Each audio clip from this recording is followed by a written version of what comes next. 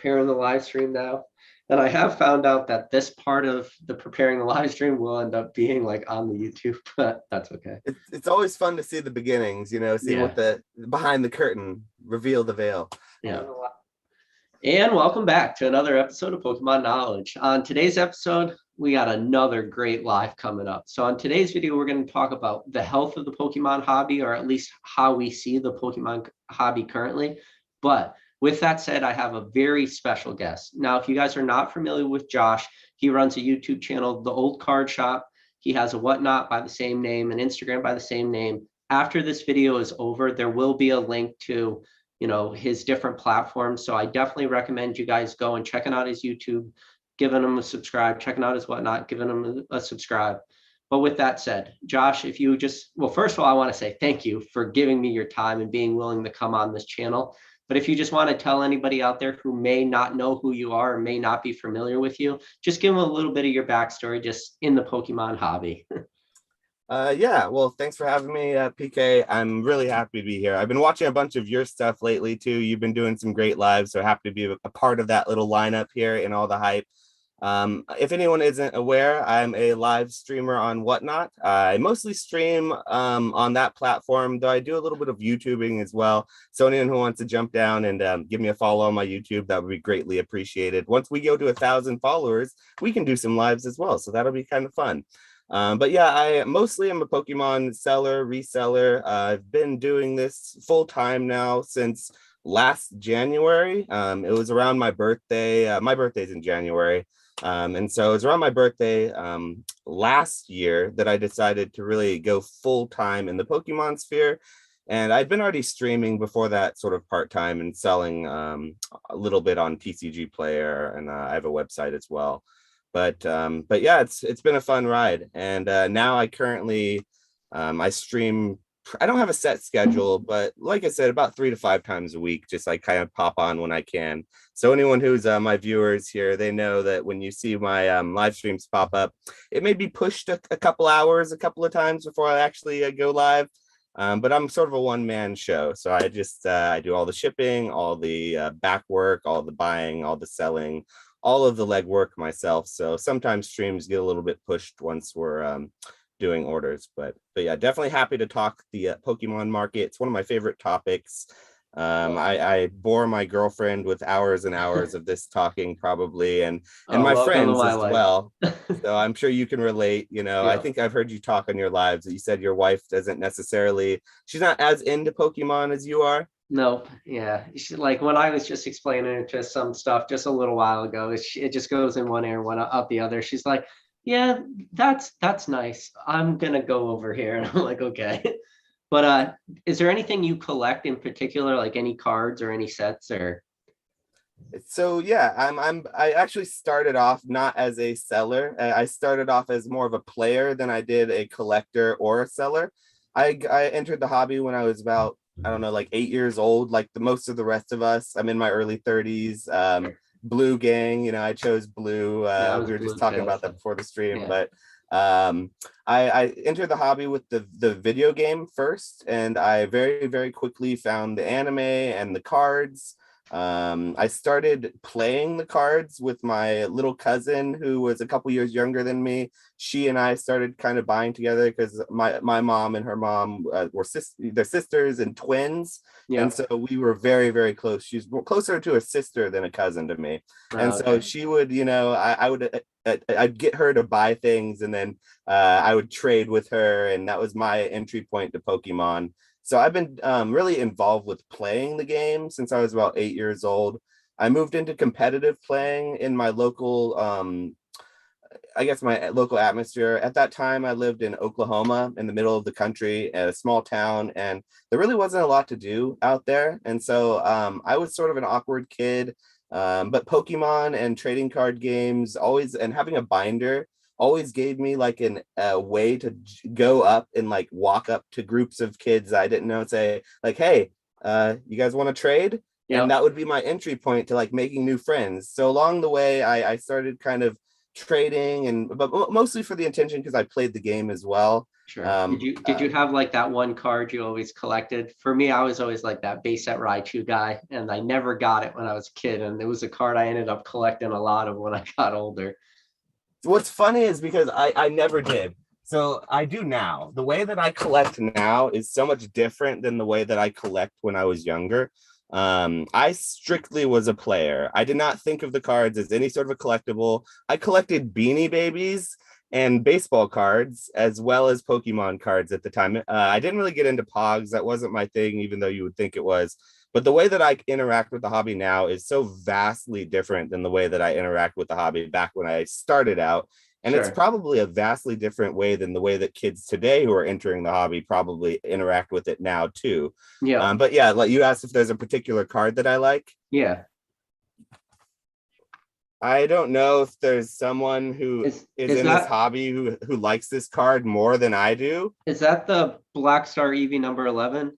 Yeah, Black Star number 11. So Yeah. my thought process on this card is it's way too I love it. It's a too beautiful card for what it is. And I'll never have it as a PSA 10, but I don't collect PSA cards so much. PSA is sort of, in my opinion, cards in plastic are far overvalued and overhyped, especially we won't even get into this last couple of years, what's done, to the hobby, but Do you or have maybe any we of will, the but not do you have any of the non-hollow ones by any chance? the junior rallies. No, the JR East Pokemon stamp ones from Japan.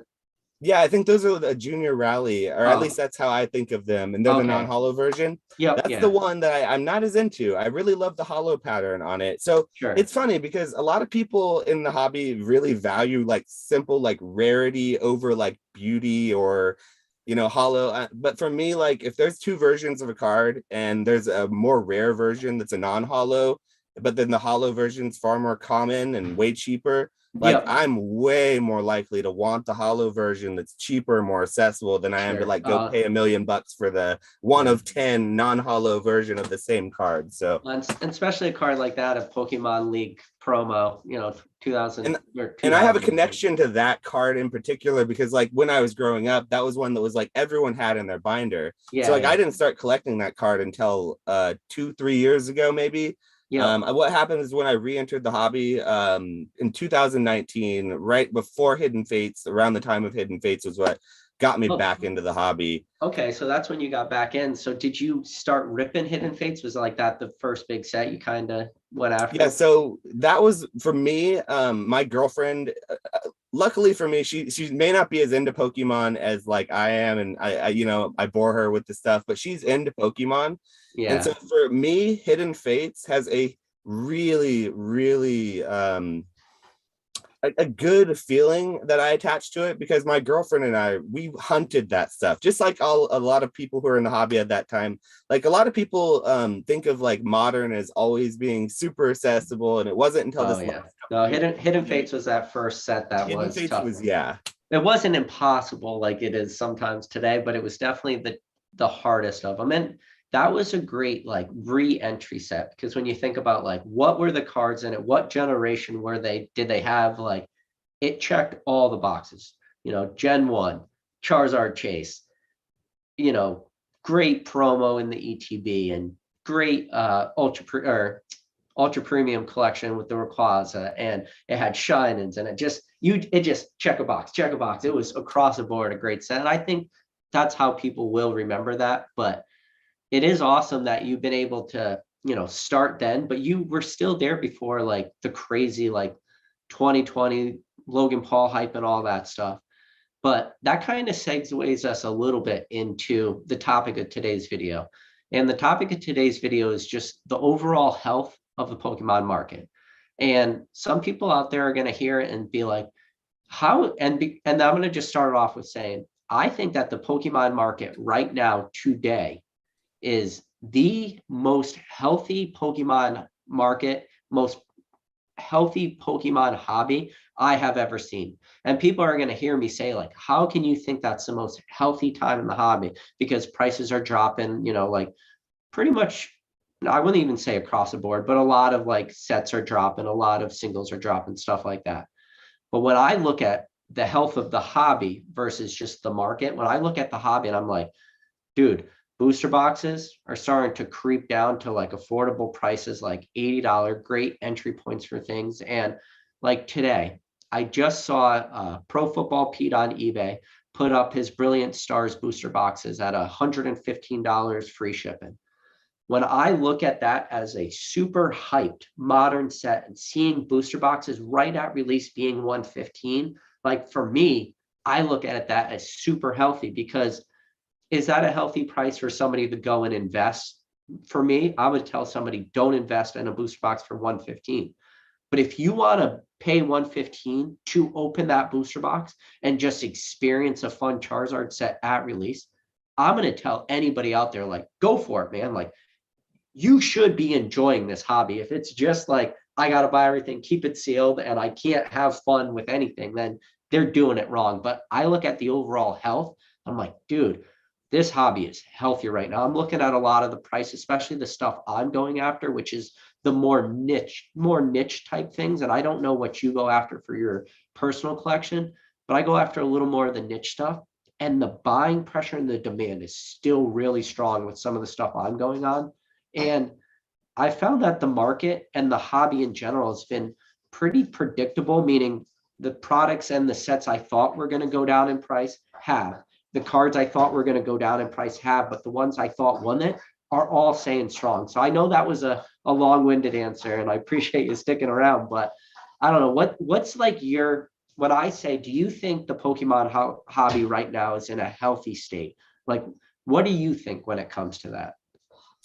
So yeah, first of all, I appreciate long-winded answers. I myself give them as well. So it'll be mutual, I'm sure. But do I think the Pokemon hobby is healthy right now? Absolutely. I think that right now is probably the healthiest point in the hobby. And so I wish that I could give you a really controversial hot take, like, no, I think the Pokemon hobby is going down to the ground. It's burning. It's all going to zero. Like, you should get out now while the getting's good. I wish I could tell you that and be honest. I don't think that's happening. I also wish I could tell you that it was skyrocketing, going to the moon, and Brilliant Stars at 115 was a ridiculous steal. I remember one of my videos in Evolving Skies, when it first came out, one of the videos I made was I think I said $140 for an Evolving Skies booster box was undervalued. And that was on release. And that's very high. In my opinion, in today's market, that's incredibly high. And that was just 1 year ago. But it was sort of a different market at that point.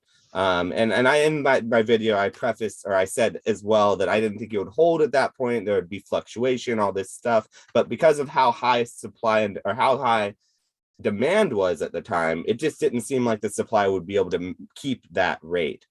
So at right now, the current price at being like booster boxes of the new set, Brilliant Stars at 115, I think that's right a really at release too, with a lot of hype behind it. There's so much hype. It's a 5 Charizard set, 4 or 5 Charizard set, not even to mention the character rares. I mean, there's so much going for it. Me as a pack breaker, I'm so excited for this set. It's so hype. Like, but do I think it should be higher? I remember seeing booster boxes in Modern higher. I remember when people were screaming for MSRP, 144 booster box. Give us MSRP. If we could have MSRP, we'd buy it until our fingers were bloody from clicking buy. And I never recommended people to pay. I say MSRP for a lot of boxes or a lot of products, but I'm a big believer that 144, 143 for booster boxes is a made up MSRP. But I'm a strong believer. But I agree. I think it was silly, but people were. It was sort of the narrative when things were way higher than MSRP. It was like, give us MSRP. That's all we want is MSRP. It's like, we don't really want MSRP. We want market price. If something is misvalued, the market will generally correct. We look at the UPCs, for example. It's a great example of like market correction value.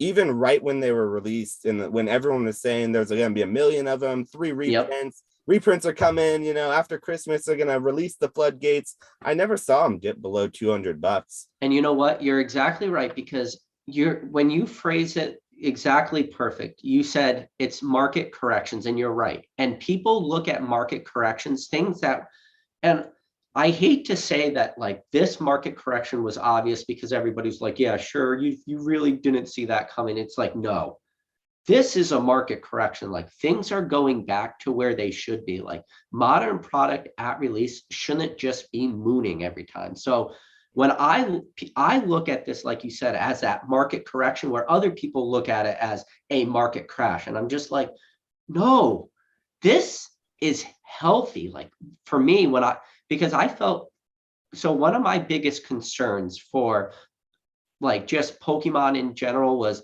okay, great. We have all these new people coming in, collectors, investors, but the thing we have to try our best to do is keep them. How do you keep them here? Because if they burn themselves out, get wallet fatigue, which I think a lot of people did, people end up just exiting the hobby as fast as they came in. And that's not what I want people to do. I want people to be around for the long term because I think that I don't think this is like one of the few things I know. Like this hobby is a long-term thing. Like you can't do it all in a day or a week. So when prices start to retrace and get back to what I consider more of a norm, that between 80, 100 a booster box, 115 at release, yeah, maybe that's high, but it's still a hype set. Like I just keep going back and thinking about this as just like overall healthy. And I would agree with that. I would want to say one thing, though, that I don't think that people who truly love Pokemon or who came to the hobby for any sort of passion or any sort of love of the actual, I don't know, IP will Sure. ever leave truly. No. So my personal experience is I've left the hobby several times, but I've always come back. And that's the same for a lot of other TCGs. With Magic the Gathering, a lot of people who watch my channel know that I'm very, very particularly bullish on the long term of Magic the Gathering, more Sure. so than even Pokemon. Although most of my business and what I do my day to day in is Pokemon, and I'm very, very confident in it. I have more of my position of old like cardboard value positioned in Magic the Gathering sealed product than I do Pokemon sealed product. And Yeah. I'm more confident in that game than I am in Pokemon, which seems like for someone with the Pokemon channel, someone who loves Pokemon, who like deals in it in day to day, that seems like something that would be really weird to say. Yeah. I Um, could debate you on that all day, but that'll be a different life. we should do that on another live though, because I definitely would love to have that talk. But Yeah. speaking about the Pokemon market, like as someone who deals in day-to-day sales, like most of my Yeah. customers, I'd say And about I'm 50. sorry. There are some people just trickling in right now. Do you want to just let them know? You like when you say day-to-day sales, what do you mean by that? Because obviously I know what you mean, but just so you could kind of tell everybody what you do. Yeah, so on my live streaming platform on Whatnot, which is sort of a live auction platform, I run auctions and it's mostly live pack breaks. Some people run singles, some people sell slabs, some people sell sneakers, some people sell Beanie Babies. I sell Pokemon booster packs. I sell an experience of pack opening on a channel that specializes in modern. I also do a little bit of vintage, but my day-to-day sales, my average sales between $5 and $9 per sale. And I'd say about 50, and I just actually looked at some of this data, about 50% of each of my lives are from new customers as well. And I get tons of people in all of my lives who are coming in saying it's their first time with this last set, even just Fusion Strike. It's their first time opening Pokemon since they were 12 years old. And it's very much from my perspective as someone who deals in like with my followers, because I think a lot of sellers in the hobby who sell Pokemon cards, who aren't streamers, who per se who just kind of put it up on the website, sell on Instagram, it's a very passive way to sort of earn income. I actually have a different sort of experience, whereas every single sale I make, I interact with that person probably multiple times, but I just did some looking at where the numbers were lying. About 50% of my sales were from new people each live, which Yeah. is sort of a good sign, I would say, for the health of the hobby. The fact And that it's not just old people, it's a bunch of new, it is a lot of new people jumping in as well. sure. And me and you talked a little bit before, like I have my own opinions on just like the whole pack breaker, and like maybe me and you will talk about that like later in the video, because I know some people out there probably like hearing me or listening and being like, Poke Knowledge doesn't really like love pack breakers, but we will talk about that later, but I'm just trying to be real respectful and everything. But, kind of what you said is that a lot of the people you're seeing on your platform, or, the platform you use, are newer collectors coming in, because I think that was like one of the big battle cries that a lot of the Pokemon, call them Pokemon beers, right? We're saying there aren't going to be new people coming in. Like, the new people came in with Logan Paul, and that was it. But you're kind of saying the opposite there, is that, well, we did see a huge flood then, but we're still seeing new people trickle in, and who, like you said, Fusion Strike is the first ever pack they open. Like, which is how wild. amazing. Yeah, it's wild. It's like almost my Pokemon brain is misfiring, trying to comprehend people saying Fusion Strike is the first pack they ever opened, because talk about like health of the hobby, like that the hobby runs in a lot of different ways when you talk about not just like the financials, and we do that a lot on this channel, but the health. And like, it's, you got to have new blood coming in, because the new blood is really what like helps stimulate that market. And then that new blood, given enough time, becomes like this more aged veteran collector, given enough time. And I talked about this on one of my videos a long time ago, is I always said, what's going to be amazing is that after 2020 is over, 2021, 2022, you're going to have people who are now seasoned people in this hobby, and people are going to say, is 2 years really seasoned? But it kind of is. And the reason why I say that is because you can go back in time. If you were in 2014 and somebody told you they got back in 2011, 2012, you didn't think of them as a new collector. The same as if you're in 2016, somebody said they were around 2013, 2014, you didn't consider them a new collector. You maybe not like the grizzled seasoned collector, but like somebody who has made his mistakes, learned from them, and now they're like Can I a pop new. in here? What? Just to, on a point you're making, I think Yeah. there's a big misconception in this hobby that everyone who's here has been here for a long time, and that anyone who comes here is going to stay forever. And there will be never times where you get in and out, where you have to sell your collection, Sure. where you have to not sell it. That is a huge misconception. There will be times in this hobby where you want to just get out completely. You're done with it. You want to sell it all, and you're done with it. And there will be people who will be there who will want to pick it up too. And I think Yeah. that the average person doesn't stick with the hobby. When they jump in and they go buy a few modern packs, they go to look to buy the new hot Hidden Fates Charizard or the new Brilliant Stars Charizard. They go and buy some packs at Target. They go on a Yeah. channel, they buy a couple packs from a pack breaker. They overspend and, look for that chase. I don't think they're doing it per se because they're thinking about that 5-year term, as much as people like us who deal with this financially and deal with these theories and these big brain financial like stonking podcasts. But I think that it is more of a casual kind of just, it's a very fluttering thing. You want to jump in, buy a couple cards, hit that nostalgia a little bit, throw it in Well, your drawer. If you hit big, you want to brag to your friends and then yep. be done with it maybe. And then maybe you'll come back to it in 4 years. I would actually wager to say I think you will come back to it in 4 years, whether you think you will or not, whether you think when you get out, you're completely done with it, you're never going to come back to it again. I would be willing to say and put money on it. In fact, I do have a business that bets on it. You're going to come back at some point in the hobby. Yeah. And that's just because I have faith in Pokemon as a whole. So sorry about, jumping in, but No, I no. think there's a And misconception I, about because a lot of the people who watch these channels, we think a lot about the financials of it and like making really smart decisions. Like, do we buy yeah, this booster box at $100 or 110, $90? Is that the bottom? Is it going to go lower? Like, and it's like, I don't think people are thinking of it that much yeah. sometimes. I think Well, it's just and casual. it's kind of like you said, like, yeah, it takes people, and I call it the YouTube rabbit hole, right? Like, it takes people a little bit of time to get down the rabbit hole to a channel like mine or yours. And I saw Jake in the chat earlier, and I see Rattle Pokemon's in the chat, and like, shout out to all these guys. But to make your way down the rabbit hole to these guys, it's like, once you get there, it's like, oh, you've like discovered this new area of Pokemon. But when they get back into the hobby, they will see like your Pokerevs or your Leonhardt, like, and what are those guys opening at the time? They're opening whatever the most modern set is.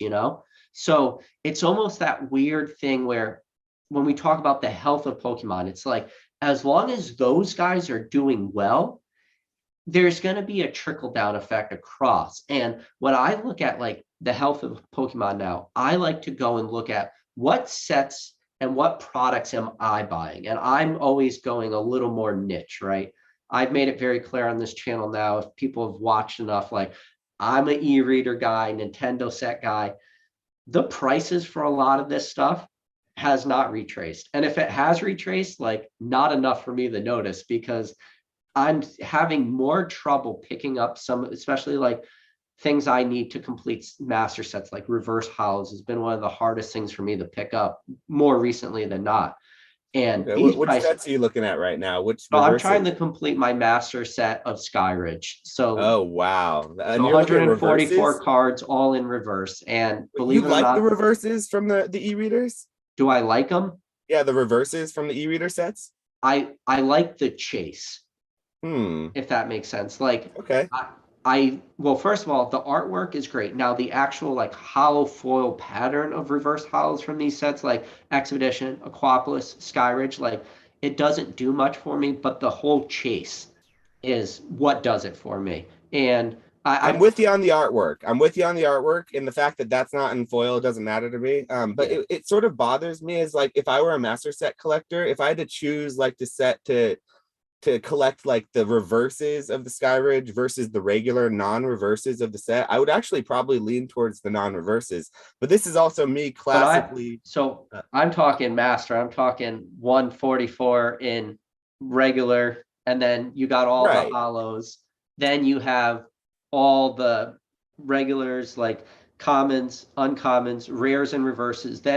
You have You're a the madman. You're then a you have the madman. crystals in reverse. So like then you have all, well, the hollows the technically are the rares and reverses, but like it's all that. So we're talking a master set of Skyridge is hundreds upon hundreds of cards. Like Shout it's out a Gym lot. Mint Pokemon. You are in an endeavor there, aren't you? With the It's full been a master tough set endeavor, collector. and Okay, fair. I've said it before. I have legit booster boxes with an S worth of reverse hollows because I just been picking up everything I can get. Like doesn't matter conditions, but now this is where it's going one step further. I'm trying to complete my master set in PSA 9 or 10, which Wow. then is just, but like this is something I've been doing for a while now, and it's not easy. And I'm not going out and just buying pre-graded stuff. Sometimes I will when the prices are like real low. Like I'll give you an example. Like I bought a couple uh like the trainer card energies, like number 143, 144 in the set, like graded in a PSA 9 for $14 because So just like that was a whatever you can get, convenience thing. basically. Yeah, yeah. That was this $2 card has now been graded already, and I don't have to worry about it. Like kind of sigh of relief, but uh So so that's I love, respect, man. yeah. Mad respect for that because you have higher loftier goals than I have with collecting. Well, You're you talking to like someone who collects Nintendo PSA stuff, right? ones. I'm a PSA one collector. For Mhm. as far as like what I enjoy that I never would intend to sell, like bury me with it. Things that I my girlfriend gets mad at me for spending money on because she knows I'm not going to sell that again. I can't even say it's for the business. She knows that's not for the business. She knows it's for me. So Can I that's ask you a PSA question? ones for me and old sealed product. Can I ask you a question? Do you buy on PWCC?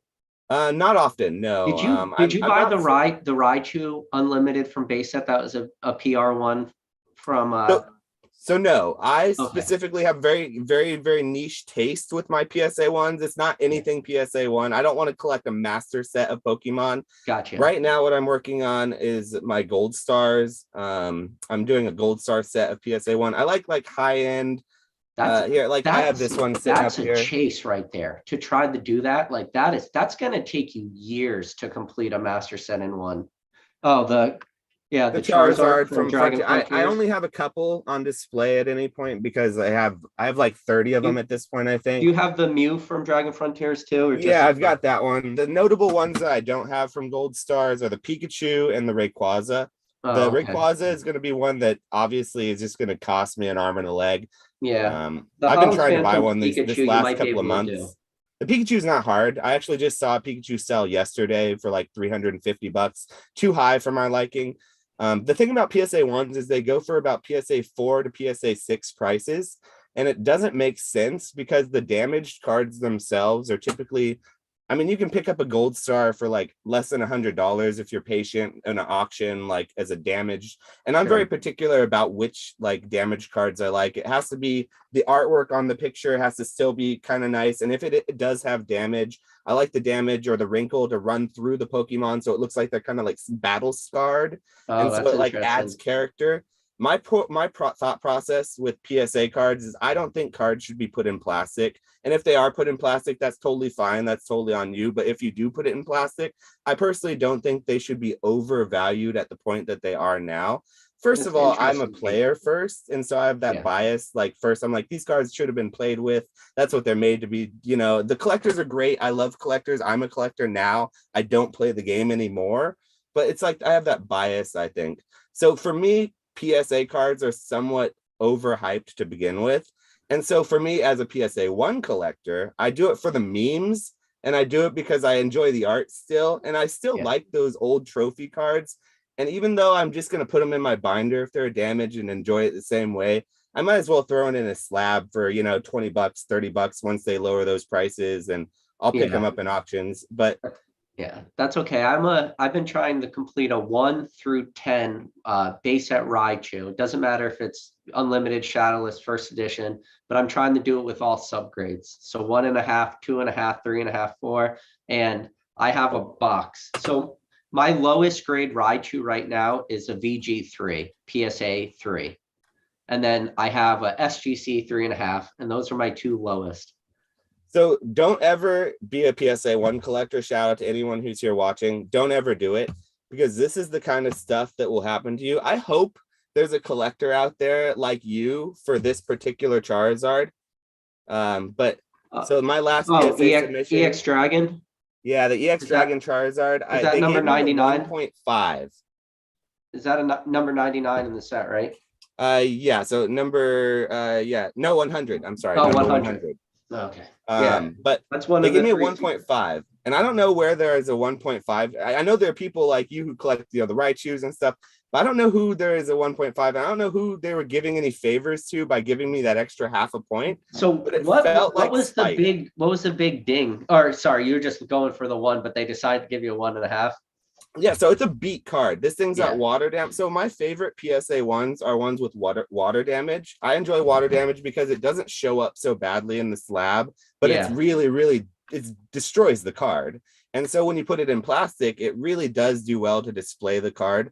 And so like I like water damage cards as far as like high end chase, like gold stars, those types of things. Someone's like, oh man, my binder got, you know, dumped in a flood. I'm there in their DMs like, hey, so Hey, you I'll got that old damaged gold star there? yeah, that's funny. And that's just what I like, you know. And I have no intention of like, I don't think those are valuable. I don't think that, I think mint cards, obviously for true collectors, is probably what they're going to go after.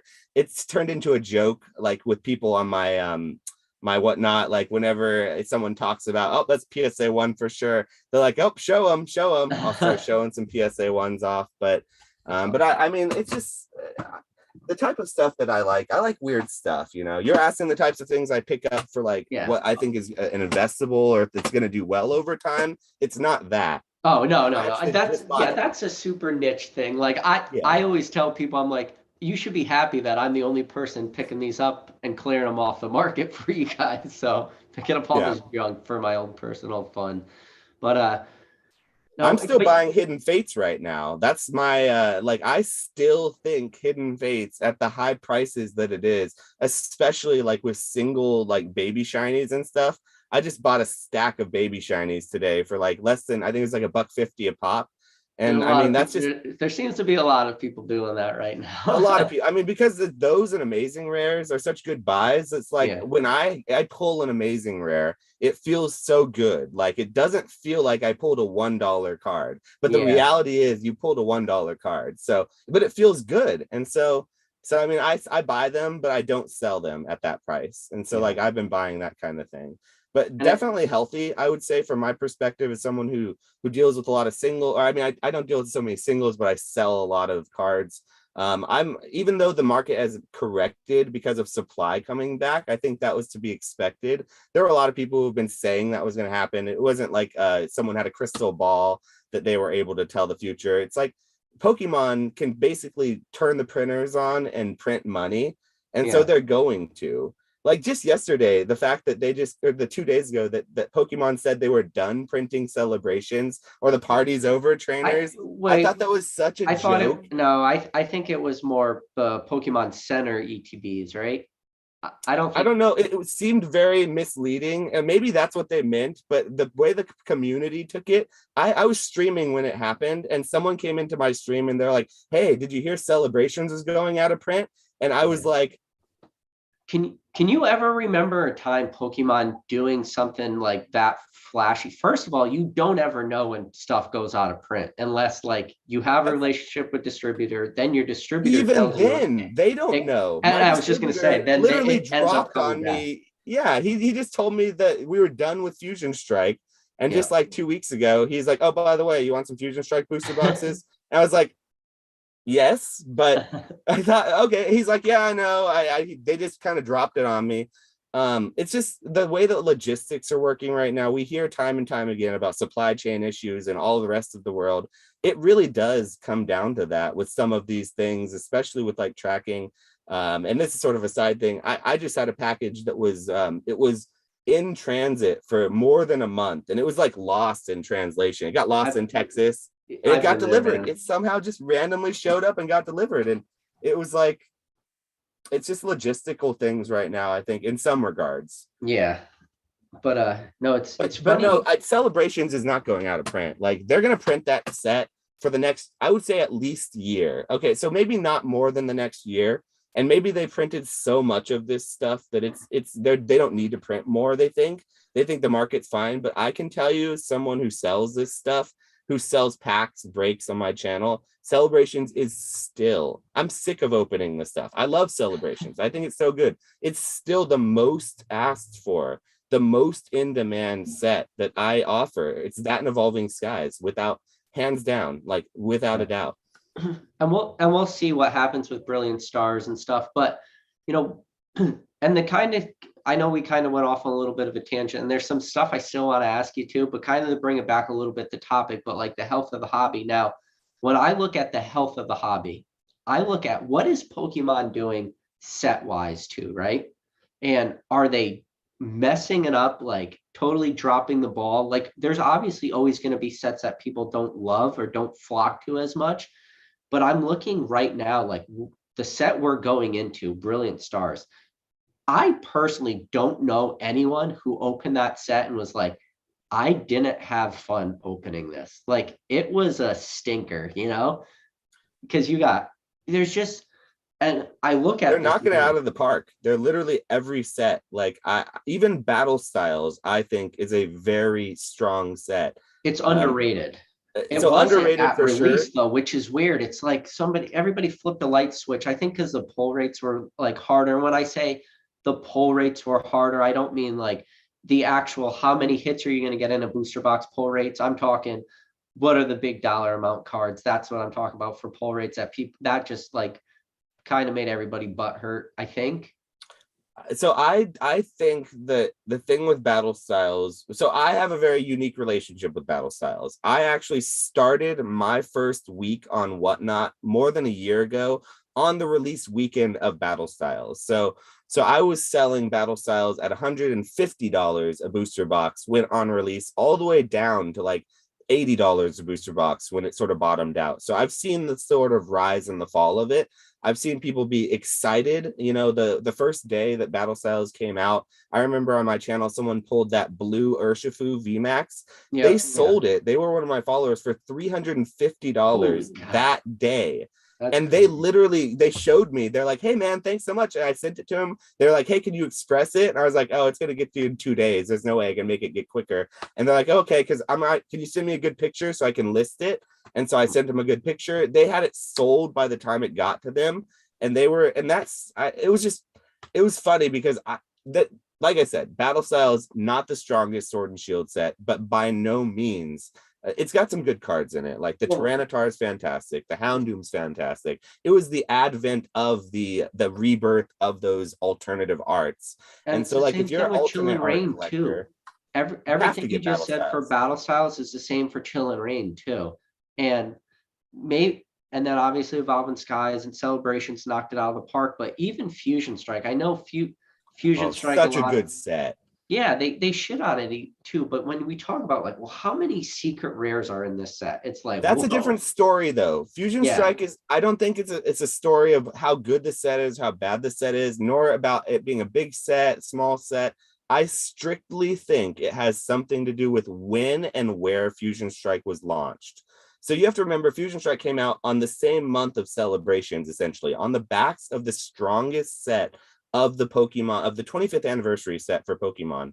And it was also on the downside turn of when people were sort of thinking that the market, this is it, it's it, 25th anniversary, people can't, those hype beasts can't say, oh, it's the 25th anniversary, that's what's going to carry us forward. What are they yep, going to say next? The 30th anniversary? Yeah, get out of here. And yeah, so I think that it was on the backs of that sort of negativity and bearishness that happened a little bit after Celebrations. Because here's the thing, I think people wanted Celebrations to be like this instant Champions Path set where it was a specialty set that doubled in price and the people were yep, selling it and the scalpers were making $1 million and everyone was like going to the moon. And I don't think that was the case because yeah. And just like with, that's not healthy either. And no, again, not at all. That's a that's horrible not healthy. situation. Like That was we're the talking worst about the thing that could health have of the happened. hobby. Like That they wasn't, needed yeah, to print Celebrations to the ground. yeah, The only thing that would have been okay for this hobby would have them to have printed Celebrations to the ground.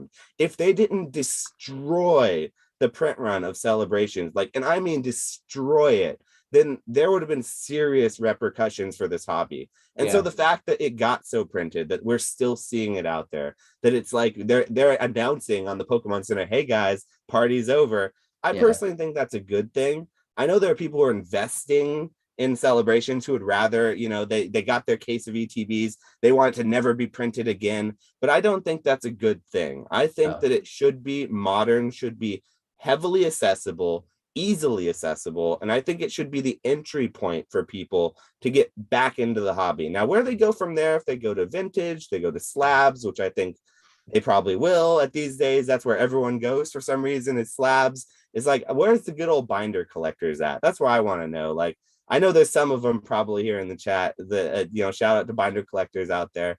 But it is one of those things that I personally, as someone who does invest, I'll use the I word, I invest in modern Pokemon sets in well, the way you that, do invest in vintage too. Don't you have some pretty banger booster boxes behind you? so I have a Power Keepers. I'm looking at an EX Power Keepers booster box right here, and I'm looking at a first edition Yeah, Jungle booster box. And I broke into my Team Rocket booster box unlimited earlier in the year, and I was a huge Tops collector, but I sold into the hype with Tops. I'm smart. sort of upset about that though, because I'm buying those boxes back now that the market's cooled off, and it hasn't cooled off as much as I would have liked it to with the Sure. Tops things in regards to that. Because keep in mind, folks, Tops is worth nothing. I like weird things. No one should collect Tops. It's a garbage set. It's nobody. If you like Pokemon cards, only real TCG cards. Okay. Don't look at Tops. Don't look at any of that stuff. I'll buy it because it's all going to zero. So just that's where we're at with Tops. So I don't need anyone else shilling that stuff. But I'm a huge. I like vintage, but I wouldn't say I invest as heavily in vintage, because I do think vintage is appreciated so much that I can see modern being, because I buy from a distributor and I also buy when the market's low. My daily routine is I spend an hour or two on eBay, Mercari, Facebook Marketplace every single morning, just scouring all my. I don't know how often people have to clear their watch lists, but I have to clear my watch list on eBay every 2 days. I don't know if I that's talk about that all the time. I'm always so. hitting my max. Got to Yeah, go so like, back. so I don't know if that's normal, but that's my life for that. So I'm always looking at these things. But when it comes to like Pokemon vintage, I like singles. I'm still master set collecting a lot of my e-reader sets as well.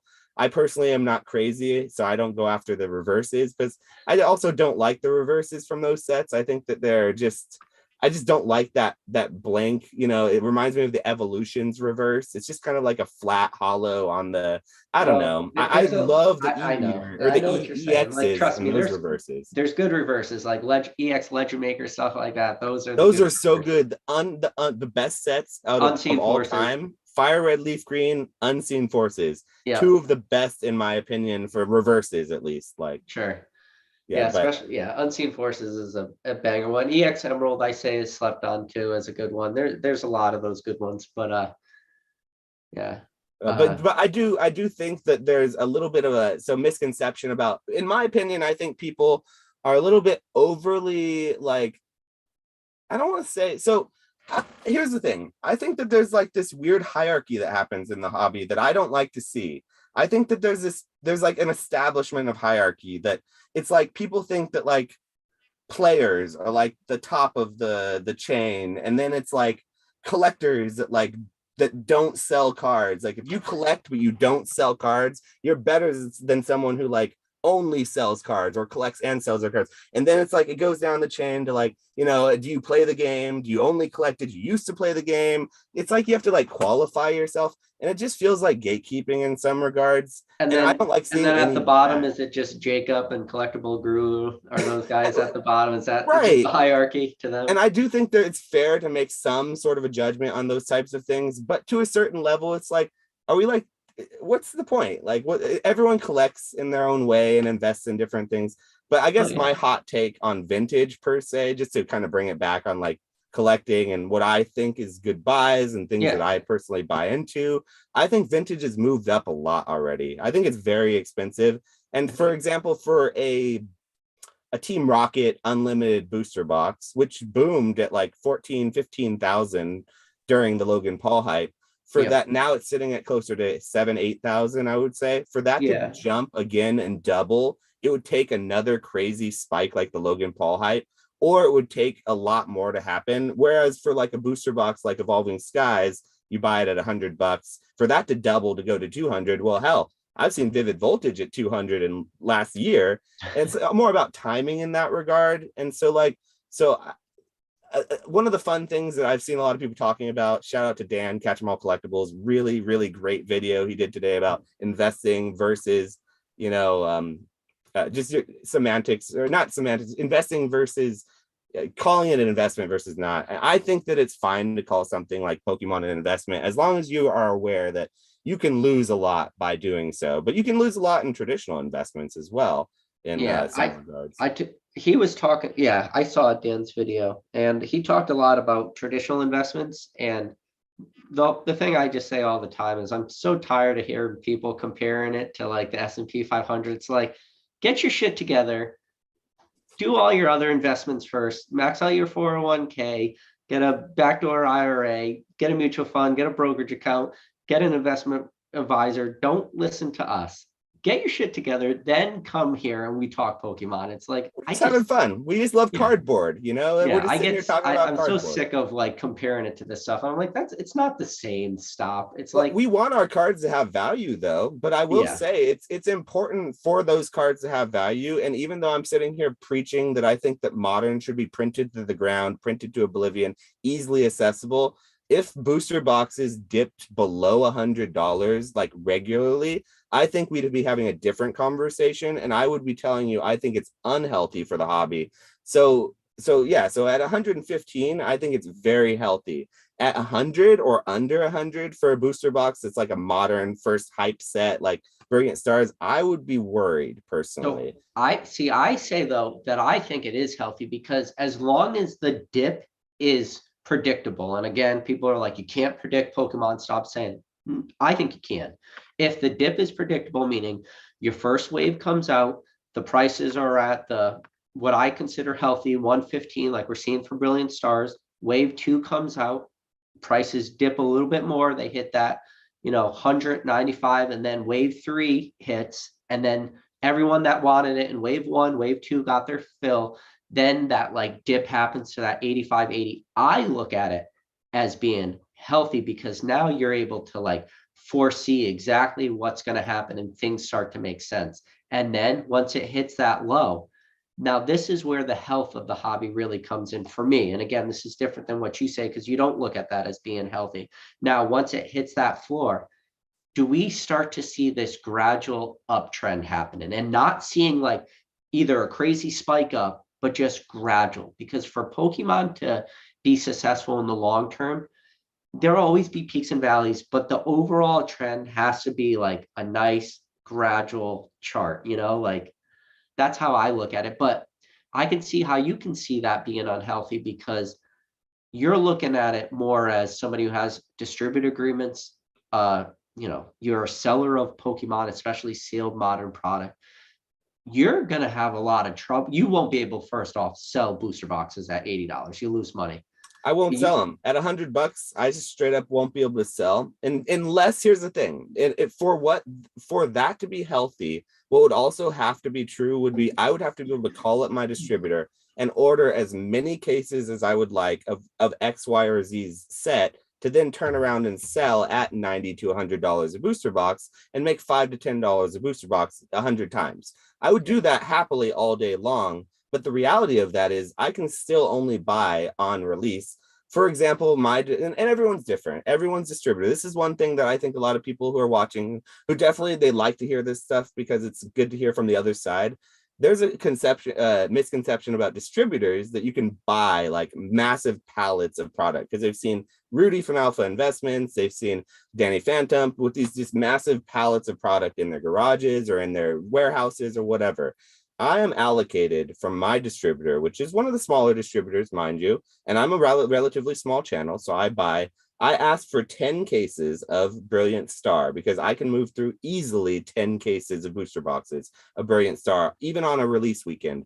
And I got allocated about 3 booster cases. So for me to be able to sell $100 booster box and make money enough to actually sustain my business and sustain the hobby and keep doing it, and just to basically break even or do a little better than that, it just wouldn't be possible with allocations. Now, you take allocations out, and if it's the old way where booster boxes were $90 and you could just call up your distributor and order as many as you want, and you're making $5, $10 a booster box, I think that's very healthy for the hobby. And I think I would love to get back to that.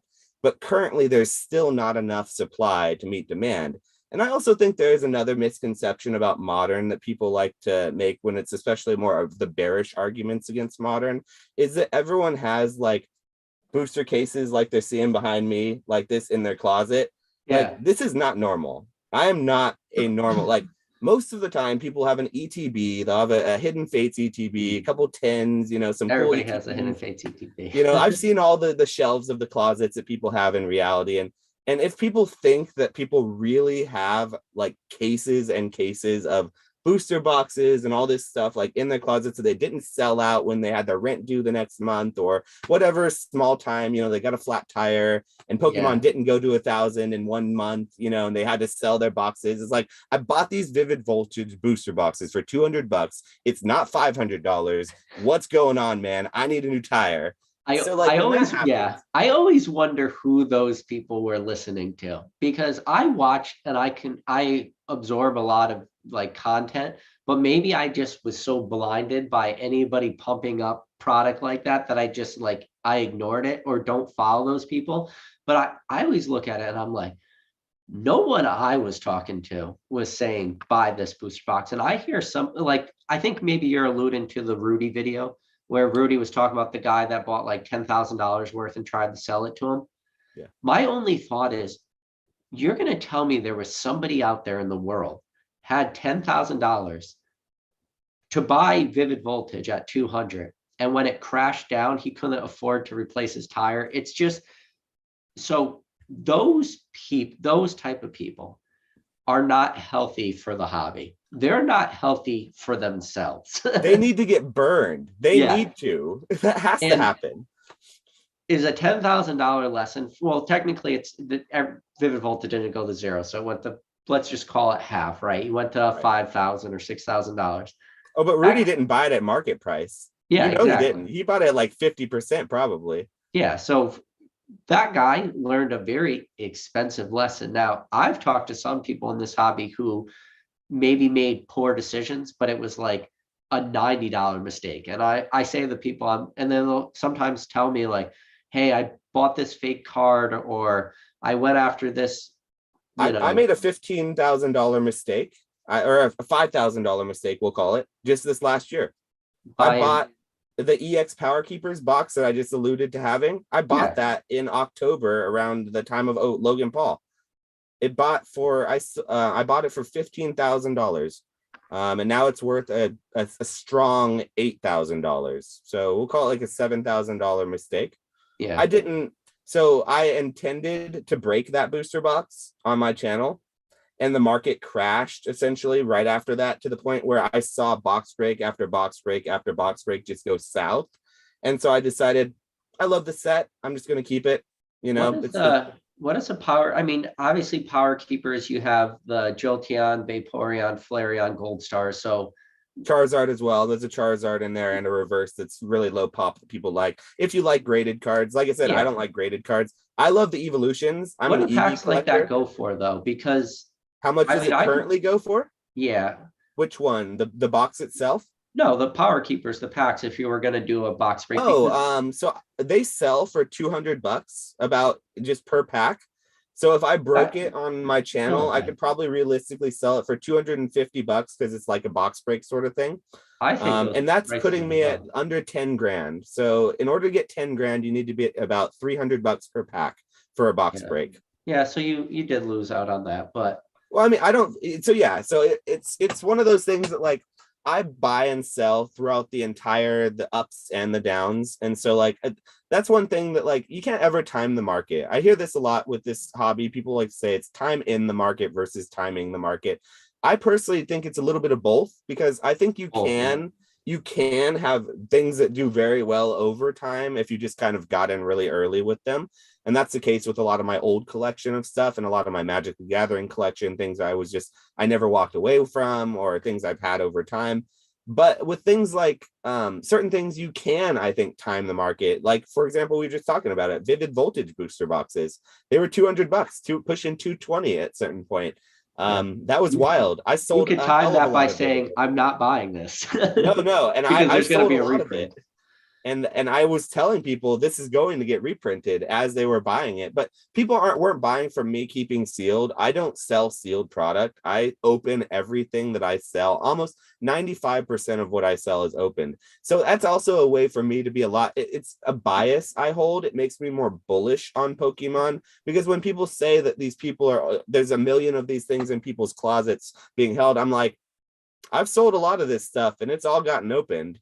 And so maybe I'm just doing that work, and you guys can thank me later for putting it, opening it up, all those packs, and making your Yeah. sealed collections more valuable. But I do feel like there's a lot of people who are really enjoying this stuff just for what it's meant to be enjoyed. And It's just like an experience to open up and have that little hit of nostalgia, look for your favorite Pokemon, your yep. favorite evolution alternate art, whatever it is. And and when I talk about like the health of the hobby too, and this might sound like almost counterintuitive what I say. If I go into a Target or Walmart and there's not a pack on the shelf, and people are going to now hear that and be like, no, no, stores being bought out is unhealthy. And this is now where my thought process from 2020, 2021 to 2020, 22 has changed, where now empty shelves are healthy. And people are going to say, no, scalpers are buying out the shelves. This is the big caveat. It's not the scalpers anymore. That's why the shelves are empty. Because if you can go to Walmart or Target and all the battle styles is bought out, there's no battle styles packs on the shelves, no battle styles ETBs, or I saw like huge reprints of like the Sword and Shield base. If those things are being bought, it's not scalpers, guys. It's people that are buying this stuff because they want to. So now that's why my mind and my thought process has changed from empty shelves being bad, from scalpers, to now good, because it's gotta be collectors or some real weird distorted mindset of an investor, buying battle styles blisters at $4 a piece or whatever. Like, But do you know what I'm saying? Like now I think that's actually moved into a good thing, because if you have people and this strong demand, that's gotta be good for the long term of this hobby. It's gotta be, because these people must be enjoying this stuff while they're opening it. I think that the people who are buying out, I don't think things are being bought out so much right now. Are you seeing empty shelves near you? Because I'm not Yeah, actually near me. I just went to Target today. We had to buy more baby formula because ours got recalled, but that's a different video, different podcast. But we had to get new like baby formula.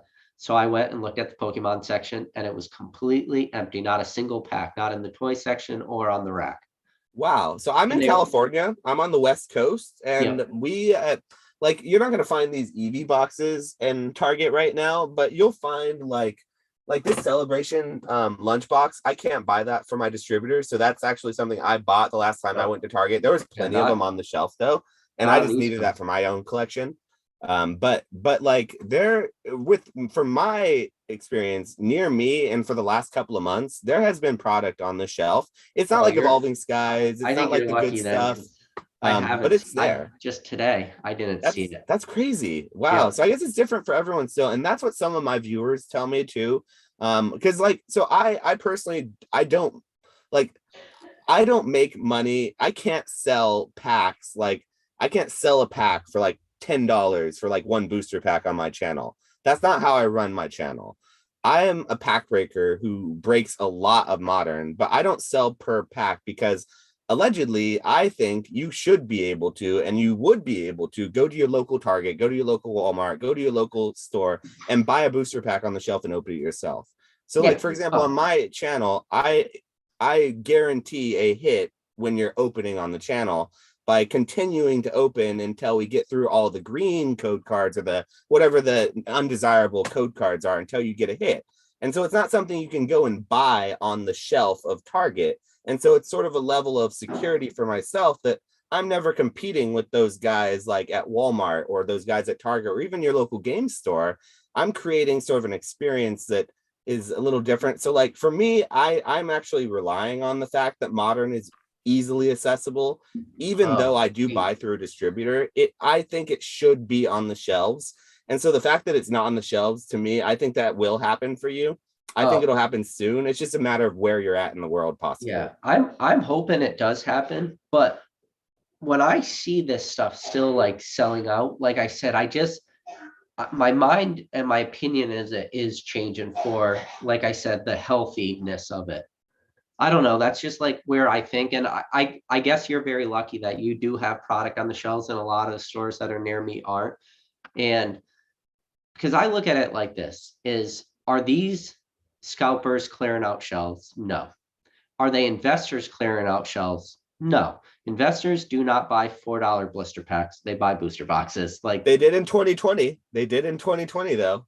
that was, but that's not a real investor. That's not like the people I try to talk to about investing. I don't talk about It may not be a investing. smart investor, but it could be a real investor. I mean, just because you bought at the high and it tanked, it doesn't make you any less of an investor per se. It just means you made a bad decision.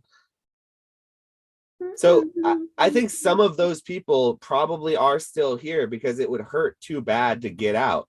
For Well, example, how I'm would you not sell a sell. single pack? What's What's that? the logistics of selling one pack, like between shipping and everything? So like I said, I can't sell one pack and make Yeah. money. So that's why I don't do it per se. And it's just not worth it. Like the packaging costs $1, a bubble mailer, the sleeves, the top loader, the team bag, the postage is a whole nother thing. But so like you can't really sell one pack and make money per se, or maybe you can. So like that's why I think there was a time in 2020 where it was extremely like unhealthy because they were being bought out by scalpers only and they were trying to resell it. They had no business being in the hobby. But I think there were people who really did have business being in the hobby who were buying at those high prices as well, who weren't quite as informed as us. Hell, I bought at those high prices though. I'm well informed. So there's Listen, some. I bought more modern in 2020 and 2021 than I ever have previous, because I never like really looked at, and when I say bought it, I meant like to open it too, because I would open up like my occasional pack or collection box here or there, but it wasn't something that I ever like thought of. But because of everything that happened, because of how excited people got, but mainly, and I'm going to tell you, this is the huge, like, I think this was the huge catalyst of why I started Open and Modern, is because people started talking about it way more. And so I started talking about it way more because of like the channel and everything. And when I started to talk about it more and everybody around me was super excited about it, it made me more excited about modern, which was something that I never really said. Like I was always very aware of modern coming out and like the sets and the hits, but that was about it. But now I started to know everything about this modern stuff, which was such a drastic change of how I always approach modern in the past.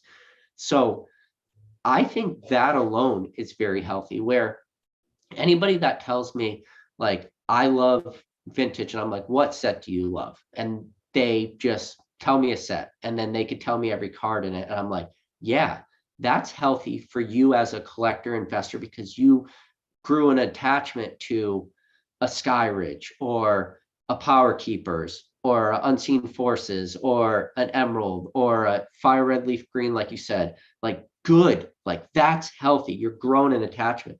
And when I hear people talk about modern, better than I've ever heard anyone ever describe a set before in my life. When you say to me, when you're like, hey, tell me the hit card of, I don't know, EX Sandstorm. I have to go, Jolteon EX. There's some evolutions in there. There's an Umbreon. I got to think about it, right? But when I say to somebody random, hey, what's the hit card in Chill and Rain or Battle Styles? They're like, well, sit down for a second. Let me tell you every card. I'm like, dude, that's healthy. That's healthy. And furthermore, I think that with the pandemic and everyone sort of going inside and having to kind of look to the internet, all the creation of these smaller channels and even the bigger channels growing and everything has been exceptionally healthy for the hobby in the long term, because then it provides like, it always felt like collecting was a singular journey, except for if you had a small local card shop that you had like a collector's, like people you'd go and trade with regularly. I played Magic and we had Friday Night Magic. We had a regular draft group. And so I would go and trade at the end of the draft and we would have our regular group of people. But if you didn't have that, it felt, and that's why I stopped collecting, is when my little small card shop shut down, that sort of died. And so like I stopped collecting and interacting with the hobby for a long time just because I didn't have an outlet to do it. With these online communities, these channels being built up, and especially shout out to Whatnot and Drip, live stream apps that actually, more so than selling things, I think the selling point for Whatnot and or Drip is the community that it helps to build, more so than what you're actually buying and selling. Because a lot of the folks who are in my channel and in a lot of the app in general, just in the regular categories, I consume a lot of content. Even though I create content, I still consume a lot. And so I'm always in other people's channels. It's a lot of the same people that you see. It's a big community. And so I think that with the onset of the pandemic and people going in and needing this like sense of community that they sort of lost because they couldn't be together and gather, I think it was like a perfect storm for the hobby, in that I think there's now an element of the hobby, pack breaking, and I might be biased because I'm a pack breaker, or channels like YouTube channels, Pokemon investing channels. So I put air quotes around it because you kind of have to, right? yeah. So I think Josh, that's healthy for the hobby, and I think it's permanently changed, and I think it's going to change the trajectory of the health of the hobby, and it makes me a little bit more bullish on certain aspects of the hobby. Because now there's an outlet for people to go. If you're in the middle of the country with no small card store, you can hop online and go to the old card shop stream and hang out with 30, 40, 50 other people. And just, even if you don't buy anything, you can kind of just be there, and it's like you're at the place having the experience with those people live. So yeah. I am very bullish on the state of the hobby currently because of what happened in the last couple of years. And I think some things got added in the last couple of years that will do more for the hobby in the long term than we realize now. So let me ask you. So we did talk about this before we started recording. We're like, you're like, if you want to do a little bit more of the spicier take, and the spicier take was, do we want to talk about, like what you kind of just were talking about? And I want to be respectful, let you, talk and about like the pack breaker, right? Because that's what you do, or that's a large part of what you do. And I've always had a very strong, like, call it stance on that, where I've always been like very anti that. Do you want to do this conversation? Because I would love to do this.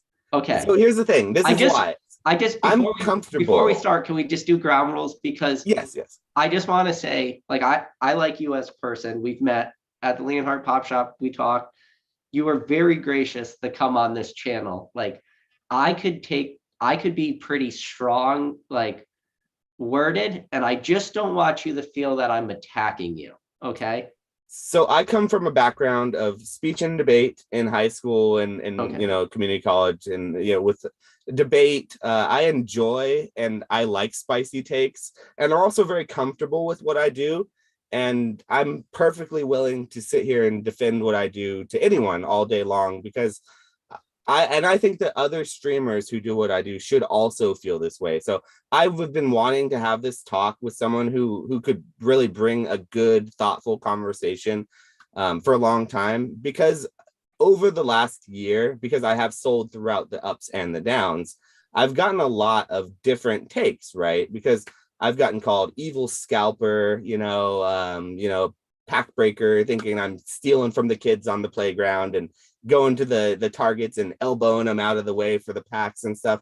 And I've also had people who are like thinking that I'm doing this charity work for the community, that like what I'm doing is like, I'm so great that since they can't get cards at their target, it's like I'm providing this like ability to buy over market value cards. It's like, I'm not selling over market value cards per se. I'm selling at the current market value, which is maybe at that time inflated, but it is usually current market value. So I would love to have this conversation. I'd even love to get into the aspects that talk about the more unhealthy aspects of the hobby, like gambling addiction, like overspending, like weird pull games. Like you hear about things like duck races and dino races and zombie races and like waffles and pancakes and breakfast foods and all that stuff. I would love to talk about any and all of that, especially in regards to just since recently, a lot of shade was being thrown at the Pokiju about his way that he kind of brought up his channel. I didn't know this, and I don't know if this is true or not.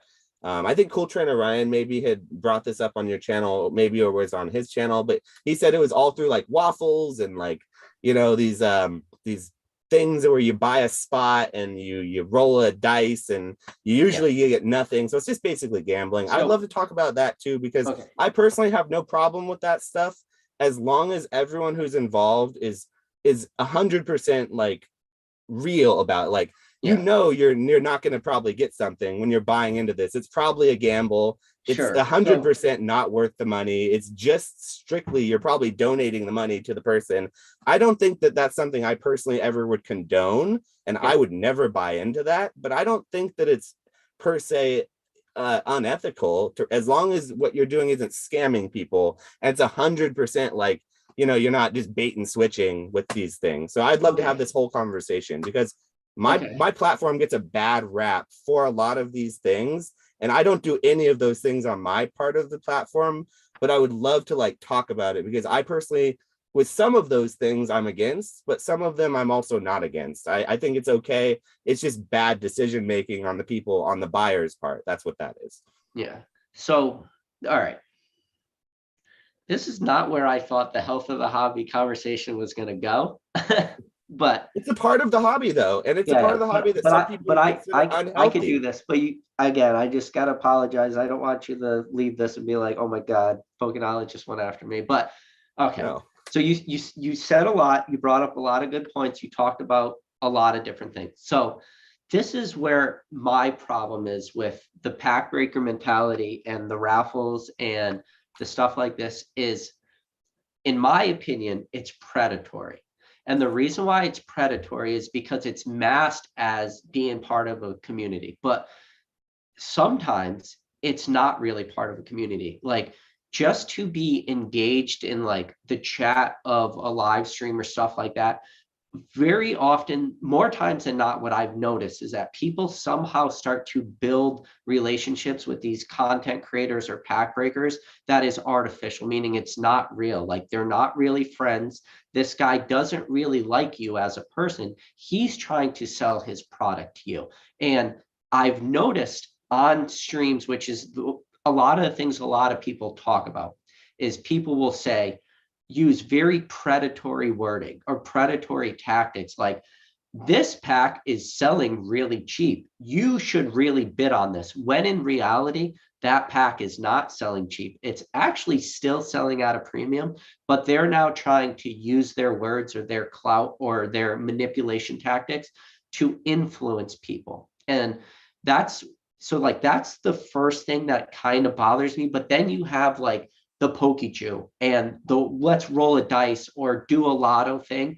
What he's doing is just instantly using his platform to scam people in a way where he's now using his name, his platform, to maximize the amount of dollars that that pack's going to sell for. Let's just throw out a base set pack, right?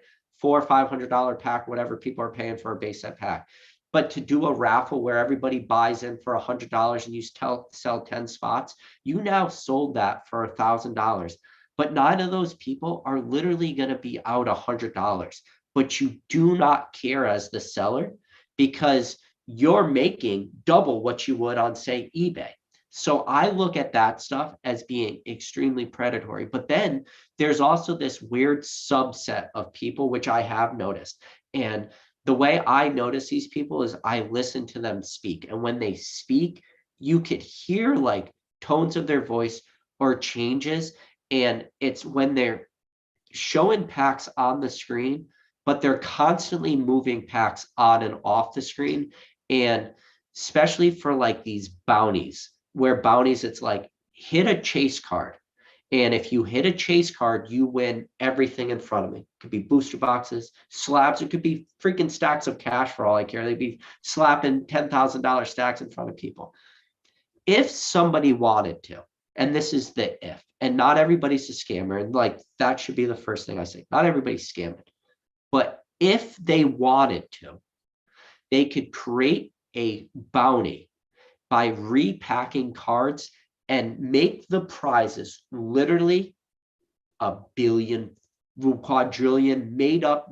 Just imagine my collection downstairs. I just throw it on the screen and I say, if you pull a Charizard V from Darkness Ablaze, you win this all. But I know that there's not a Darkness Ablaze in any single pack because I personally repacked every one of them, but I still repacked them with every single other hit in that set, except for that one Charizard. And nobody wins it except for my friend.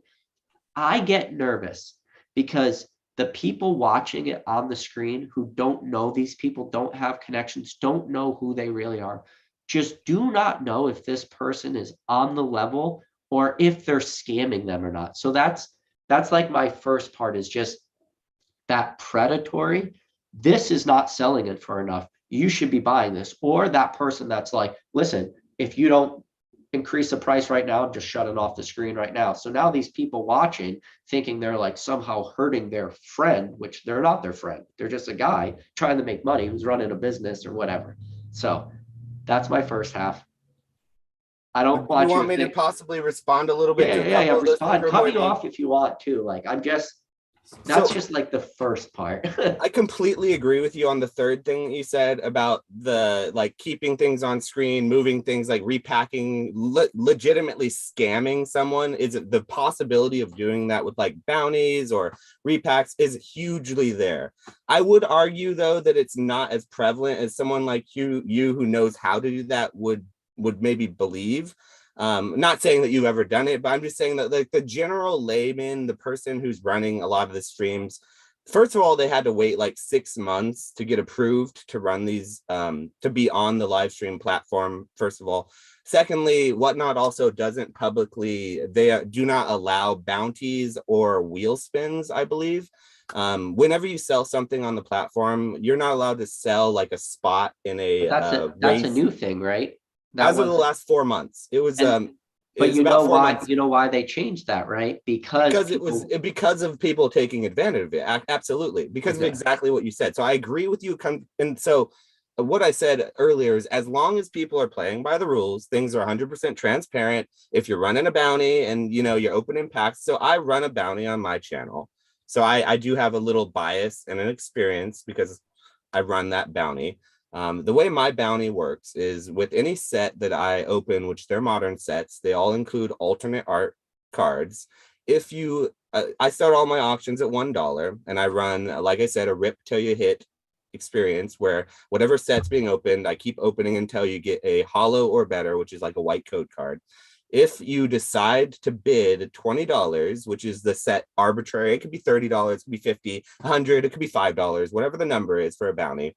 If the bid goes to a certain amount, you get a booster box of whatever we're opening. So if you hit an alternate art from like Chilling Rain, you've been watching the stream, you think, oh, I'm going to bid $20 instead of the usual $7 to $9 that my auctions typically run at. You can potentially gamble, which is what's happening with any pack opening. You're gambling and take the chance at potentially giving extra money and winning an extra prize. But it's completely transparent. Like, it's a very transparent thing. So as long as the streamer, I think, is not doing a bait and switch, a weird repacking situation, and it's 100% transparent with like the terms, what you're entering for, I don't even care if the price is considered to be a ripoff. If someone doesn't want to pay that price, I feel like it's okay not to pay it. And maybe the way I do it is different because I start things at $1. So regularly my auctions don't go to the bounty price. We're just opening a couple packs for like $7 to $9. That's my usual average cost of like entry to one of my breaks. And it's usually between 1 and 3 packs. Sometimes it's 7, 10 packs because you don't hit it. You know how it goes sometimes. But But now, I agree with do that. you send out the bulk, or do you keep the Yeah, bulk? I send everything. It's yeah, it's you get everything. So sometimes people end up so for example, someone will pay $7 sometimes, or $10 sometimes, or $20 sometimes, and they'll get 10 packs because I'm opening a bad stint of packs, but only one of those packs has a hit in it. So it's really taking the averages. But aside from what I particularly do, I want to really touch more base on the first 2 points you made about predatory sales tactics, as well as that sort of guilt mentality that you see streamers doing, which I think is just bad form. I have zero Not some problem with people, either of those not things. everyone, and I'm not labeling everyone as that. No, I'm I just know, yeah, saying, and I know but you're not saying I do that per se or anything, but so I personally have no problem with those used car salesmen slick, like, hey, you got to bid this thing up when you're running an auction. So because of that, that may be a hot take. You may think, oh, this guy's he's shilling, he runs auctions, he only wants to sell his cards for way over market value. And while I would love to sell all my cards for over market value, that is simply not the case. Sometimes with selling do things, you and do when it comes, mystery packs on there too? no, I don't. So I might not be the best person to talk about this because I sort of play by the rules with whatnot. I don't do duck races. I don't do mystery packs. I don't do like I don't know what waffles or randomizers, but I have no problem with those either, as long as everything is forthright and forthcoming. But like you said with the waffles, I personally would feel bad selling a base set pack for $900 to $1,000 because I split it up in 9 parts and sold it for way over. I would feel bad about that, doing that 10, 12, 15, doing that over and over. I would feel bad about that as a seller, as someone who has to do this as a business. And I interact with all of my followers. Every sale I make, I interact with that person. So like, I can't have anyone leaving happy from my stream. Like, it's important for my business and for what I do, for you as someone who buys from me to feel like you got either a good deal or at least something of what you paid in for. So like, I don't like those types But of things like waffles where you're buying a spot and 9 but out of the 10 people are getting nothing and they're just getting hosed. but I don't now like that. bringing it But back to what we said was positive though at the beginning of this video, is that the yeah, new people are coming in, open Infusion Strike for the first time. But do you ever get worried selling to those people because maybe they don't have like the financial literacy when it comes to Pokemon, and they don't really understand what packs actually should be selling for and stuff like that? Do you ever run across it where you now are like morally put in a pretzel where you have somebody who's brand new for this hobby throwing out tons of money and it's like, dude, you just spent all this money and you got a bunch of crap? So not particularly as much on the modern side, because it's hard to spend that much money that quickly on my stream, unless you're doing vintage. Like if you're talking about vintage packs, you're starting to throw like $300 to $500, whatever, EX and base set, whatever, you can very easily get into a hole doing that, even on these streams. But as far as like modern is concerned and people like overspending, I have ran into, I can think of on 3 to 5, one hand probably, occasions where someone has come on my stream, they've spent a lot in the form of like $75 to $100 in one night. So that's like 10 auctions. They're bidding on quite a few auctions, right? And they say something like, oh, I only have enough money for one more auction, and so can I get one more? And that's when I literally pump the brakes. I'm like, hey, I do this 3 to 5 times a week. I do this every day. I'm not going to run out of these Pokemon cards. I really don't want you spending your last $20 on Pokemon cards with me. Watch someone else do it, and you should go and be. So I can think of several occasions where someone said something weird, and I've actually had to sort of say, hey, and just make a disclaimer like, please don't overspend. But it's very rare. And so, but like, you're doing that, but that's like the guy that goes in to the casino on a Thursday or Friday or whenever he gets paid and just, I don't think I have a moral obligation loses his entire paycheck at the craps table. But this is where it comes into like what they're doing is that gambling aspect, or it's almost get it now. I would say that for this video, we're talking about the health of the hobby, right? But if you have people with like too strong of a gambling mindset, it's now the unhealthy part of the hobby. But this is just where it constantly goes back to, and I think it was Rattle in the chat said, where do you draw the line between a scalper and somebody selling packs on the secondary or on these platforms for $8, $9? Like, what's the difference? And this is the thing too, with a lot of the people selling product on those platforms, not everybody on there has like agreements with distributors or anything. Those guys who were selling on those platforms like were legitimately the definition of scalpers. They were going into the Targets and Walmarts, clearing off the shelves to just go on their streams and rip this product and try to like shove it down the throats of as many people as they could. And in a way, they were just abusing their platforms. And what really bothered me, and the reason why I don't sell anything, is because they were portraying as if they were like experts or something in this hobby where, I've already said it in other videos before, like I despise my name being Pokenology because I don't want to like put that expert title out there. Like I want people to make their own decision whether I know what I'm talking about or not. But when they were on the like these platforms and selling packs for extremely high secondary market prices, they were like, this is a good investment. You should buy this. You should do this. You should definitely open this. You should buy this. You should spend this. And I just freaking hate that stuff. That's bad salesmanship though, PK. That's 100% bad salesmanship. And those streams and those streamers, if they're still here, they've either had to change what they're doing and they've morphed, or they've grown their platform through artificial means like weird giveaways and raffles and, follow me and, you get an ultra premium collection and they never do it or something, whatever it is, like these weird things that these channels do. I don't think those channels will stick around. And I've actually seen it on my platform. Like you said, the people who are buying from the Targets, who are going and buying out the shelves, you can't make money in the hobby doing that anymore. And so I think those types of things do fix themselves in some regard. And while I think it's unhealthy, I don't personally have a problem with it because I don't interact with that.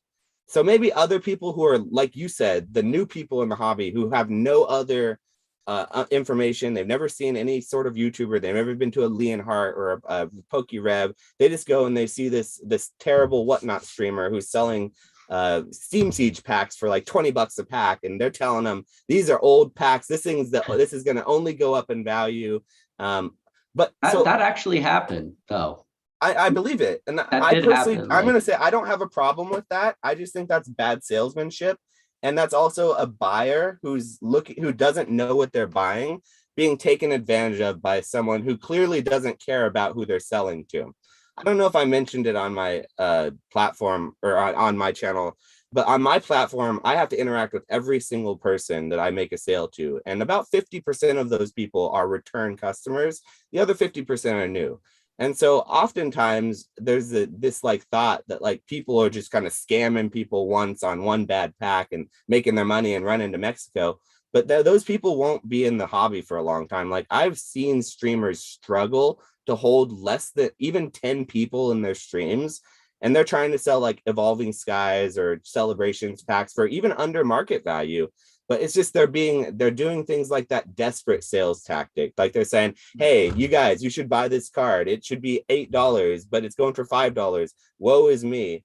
I yeah, think that's a problem for the seller because the seller should have known better and they should have probably judged their audience better. And I also think that we're not selling things like toilet paper and hand sanitizer and food. So like none of the people who are buying into these experiences, these breaks, these I guess this frivolous pack breaking mentality that a lot of people feel, especially people who are more savvy with their money and their investments in the hobby, they feel like these people are wasting their money.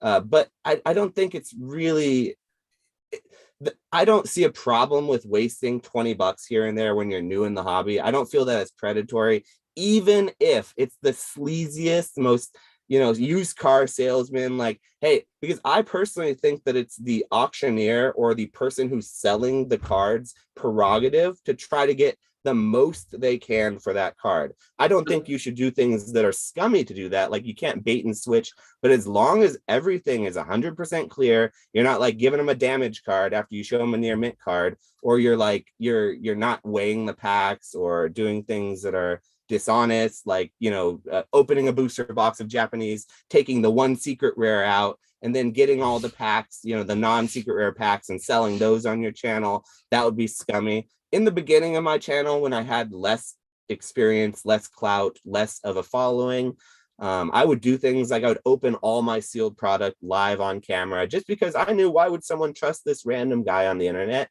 to not weigh their stuff when it could possibly be weighed. Nowadays, I don't do that because I'm getting close to 9,000 sales on Whatnot. I have, a high enough rating. I have 4,000 followers on there. It's like I have regulars who've been on my channel. They know that I go through so much product that it just doesn't make sense for no. me to like, And I get the logistics of repack and everything. Like it doesn't right. make sense, but like kind of, and this kind of now segues a little bit away from like the pack openers, but it's like it's same as the pack breaker mentality that I get nervous that these people are using their platforms. It's like, and it moves sort of into like the dangerousness of mystery packs or mystery bundles or mystery slabs or stuff like this. And what it ends up just being is people packaging junk or packaging stuff at like either super heavy played condition. They're not showing true condition on the screen. They're selling cards. Like I So is it mean okay this. for StockX to do that? Is it okay for I a Fairfield I company should to do that? I can make a whole video shitting on StockX. Like Well, but I I mean, don't I don't mean specifically StockX, but like these third party repack companies that already are making mystery packs and selling them at but Walgreens. no. But and then this is the crazy thing, and this is the most dangerous thing, is that those products sell out the fastest. They Mm-hmm. have the highest resale value, and I'm so far removed from mystery packs that it's really hard for me to like understand why people would do that. The last mystery pack I bought was when Leonhardt did his like mystery box thing he did, but I'm because with that's you on mystery packs. I but don't that's sell because them that money was for that going to reason. Nami and stuff, and I just like, you know what, I'm gonna buy it, like donate the money because it's going to charity, and like I'll open it up on my channel and stuff like that. But Yeah, like and I agree with you. With the mystery pack thing, I'm 100% there with you. I strictly don't sell them, but I don't have a problem with people selling them as long as what is being sold is being it's being sold in the right way. So like with the See, mystery I pack, don't like that.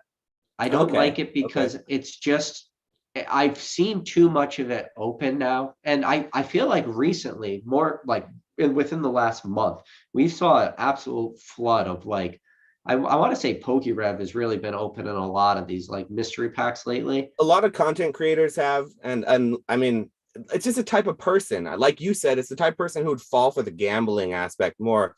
And at that point, it's like, do you have to police every person who buys from you, whether or not they're like the type of person who should be buying these things or not? And I do think you have a obligation as a seller, especially someone like me who interacts with my followers. I more so feel an obligation to have that interaction and have that conversation with people that maybe are having that issue.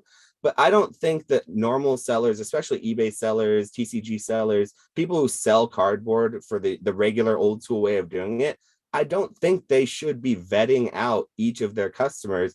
I think their obligation is to get the highest price they can for their card, and that's it. And to provide that card in a safe way so that it's not bait and switching, not scamming, and in mystery packs, in that regard, as long as the odds for the mystery packs are real. So like, I don't think that the mystery packs that are being sold at Walgreens are really 1 in 5 or 1 in 10 packs is like a vintage pack. Maybe they are, But but this on is my the thing, platform, when you use those words, vintage can mean right, whatever the hell you it want could it to be mean. sun and moon for all we know, you Yeah, know, it what could I be think is vintage could be different than somebody out there. They might be like, right. But once again, I can just speak to my experience, and I have in the past. There was one stream that lasted 2 days that I did mystery packs for, because I had one submission back from CGC. It was a big submission, a bunch of cards, and I wanted to kind of do them in mystery packs. I had a bunch of vintage packs as did you well. want to do it because you couldn't sell them for a premium of any other way? I don't sell slabs on my channel. And so like I don't sell singles or slabs. And so I had one like 100 card submission that I made a YouTube video about. And I was like, okay, well, I have like these 100 slabs and I have like a bunch of hidden fates. And so I made Did you mystery cherry pack. pick it before you did it though? And like, oh, I'm going to take out all the expensive slabs. These will not No, get sold so in the so mystery pack. And only some this people in the chat, crap that's if left. if there's anyone in the chat who is there for that mystery pack stream, I still have people begging me to do mystery packs. I don't know how many of my followers from Whatnot are down here, but if anyone is, then what's up? People were begging me to do the mystery pack streams because it was like a lot of magi, weird, like, you know what kind of stuff I like. I like weird tops, weird magi. I don't like modern stuff so much. It was somewhat more desirable things, but I didn't like running it because it, first of all, it took a lot of work, because I on Whatnot, in order to do mystery packs, they require you to have the average value of the mystery pack listed underneath the sale, as well as the low, like the low that you could possibly get, and then the high. So like the floor, the median, and the high. And so it took me literally like 5 days of like after my stream, like going through like averaging stuff and like trying to make each of the packs. And even with that, the packs were getting expensive at like 150, and I was using like TCG player, like mid to average prices, not even high, you know, just average, not low, but average. And it was getting too high. So like I said, it was too much work. I didn't like it because, in my opinion, I don't buy mystery packs because I would rather just buy what I want to buy, the exact item, spend the money on that, and not have this random repack. But like I didn't have anyone who was upset. I had no one, not one person contact me and say, hey, you know, I really didn't like the mystery pack. And I would have refunded. That's So, anyone who's ever unhappy on my channel. so Whatnot, if you don't get it through the seller, Whatnot offers a buyer seller guarantee. You just get your money back basically if you're so unhappy. Josh, I think this is probably not the best conversation because from everything you've said and and which I already knew the answer to all this, but you're a very different type of seller than most people. What I am talking about and why I'm so anti it is because, and this is, and I will like kind of defend you a little bit because you start all your auctions at 99 cents, right? Everything's a So dollar, yeah. a dot, whatever, a Whatever, dollar yeah. 99 cents. They can't do 50-cent Yeah, yeah. So increments, so it's like, yeah. So the bidder is going to, they could technically, if they wanted, let's say, band together and buy every single one of your auctions for $1. Like the logistics behind that would be impossible, but they are the ones bidding it up. Now, this is where I get nervous too, is if you have somebody out there like shill bidding up these auctions too, That's a real problem. where you That's a do real have problem. one or two people, and then like, and I swear I've seen it happen before, and like, but you can't prove it. Like, what are you gonna? And then what will happen? It'll be like, oh, this guy's credit card payment didn't go through. Oh, we're not going to open their packs. We'll give it like two more auctions, and then magically it never went through. And then they're like, oh, we'll bring these back out. Let's try this again, And it's That's a serious problem that you're bringing to the fore, that actually Whatnot gets and I've seen streams, especially larger streams with like the celebrity streamers, think the Logan Paul kind of stream, where packs go way higher than they should have. And so like I personally am never buying into those breaks, and I know some of the people who are buying into those breaks because they have been on my channel, they're on Whatnot regularly, they're the whales, so to speak. There are big names on the platform that you recognize this in those big breaks, and I know they're real sales. I've seen pictures of like their Instagrams and stuff because they follow me, and so I follow them. So there are real people buying, say a base set pack is $500, base set packs for $1,000 on these celebrity streams from these mid-tier celebrity streamers that I believe is both shill bid and an actual sold listing at the same time, which seems contradictory. no, But what's happened is it's been shill bid up, and then yeah. the person who ends up buying it ends up being okay paying that price, and then they're just thinking it's an experience. Do I think that's good for the hobby? Definitely not. Do the people who are making those purchases, are they going into debt, reaching into their 401ks to make those decisions? Do they even care at that point? That's maybe another discussion to be had, but that's not the discussion we're having. I think we're having the ethics discussion about it, which it could matter. It doesn't matter if it's $5 or $500. A shill bid's a shill bid. Yeah. And the way to police that, I would say, is very difficult. Just like eBay has trouble policing it. I mean, how does PWC?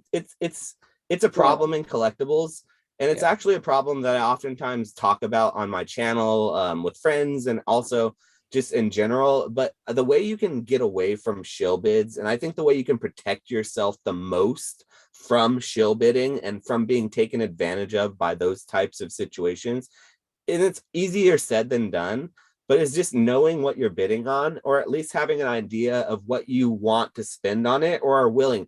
Anything that you're buying, if it's not some sort of like a hard asset, like be ready for it to go to zero. And if you don't love it, or if you don't even like it a little bit, or maybe even kind of like it, maybe don't buy it. Like that would be my way to protect against shill bidding. Now, when it goes up to the high level, we're talking about like PWCC trophy cards, like Snap Magikarp that sells for $150,000 or whatever it is. And like, how do you protect against shill bidding on something like that? Well, that's something that I think is really difficult to say. And anyone who's buying $150,000 Snap Magikarp is like, they're probably doing all right. So in that regard, I don't know. So I agree with what you're saying, where shill bidding is a big problem. And I think that it's something that we run into in this hobby and in general with auctions. But as far as like selling to my particular platform or my followers, like, and I'd say that any live streamer would agree with this, like, unless you're like a huge dude like Pokerev, but even Pokerev gets his regulars. Like, you have to make your Listen, Pokerev is something. He's something different, man. I don't. I started watching Pokerev. Pokerev's been in the chat before, and I don't know if he secretly watches this channel or not. Probably not, but I love Pokerev. He has done something selling those vintage pack breaks, which I have never once bought into one of his vintage pack breaks, but it's like a secret obsession of mine that I love to see how much he's selling those packs for, and just because I know how much every single one of those booster boxes is worth or sells for. And I'm just like, oh my God, how much money is he going to make on this Tuesday night? Holy shit, he just made another $4,000 for just burning through 36 packs. Like that, I can't really like get into that, whether that's ethical or not ethical, or What's it's unethical about it though? They know what they're paying. They're no, getting no, this. that's why it's tough but I think it was different at the beginning than it is later. I don't know. But no matter the price, even if it's There's a lot to $1,000 unpack and the with pack's that. 100, if people are okay with what they're buying, then what's wrong with that? I mean, it's wrong in the sense that they should go onto eBay and they should get a better price, but then they're just opening it by themselves. And while Why? I Let me ask you, personally, why is it not fun to just open packs by yourself? I was about to say, well, I personally do like opening things by myself. It doesn't matter to me. Some people aren't into it. So, like, I'm going to sit here and tell you that obviously, since I sell an experience, that there is a value that's added to someone like you. There's no value that's added. And I completely think that's fine. But it's like someone like you is not going to go and buy modern packs on a pack breaker channel. You're going to go to eBay and you're going to buy the cheapest, lowest possible booster box, or you're going to After wait wave until that three. reprint happens and you're Yeah. going to open it yourself. And that's Yeah. okay too. Oh, but don't get So, me wrong. I'm not going to say that I've never went into Walmart, went shopping and was like, I'm going to pick up this one $4 pack either because I want it. Like I could go buy a booster box of it and get my price point down to $2.50 or $3 and whatever. Like yeah. I don't, I also do that too, but that's a different story. Yeah, so I can't see the chat right now. So if you want to maybe look at the chat and see if there's anyone asking some good spicy questions.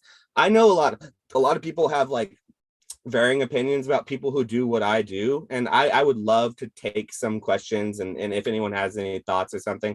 Because like I'm Yeah. very transparent with what I do. I'm a pack breaker. I sell modern packs for sometimes under, sometimes over retail.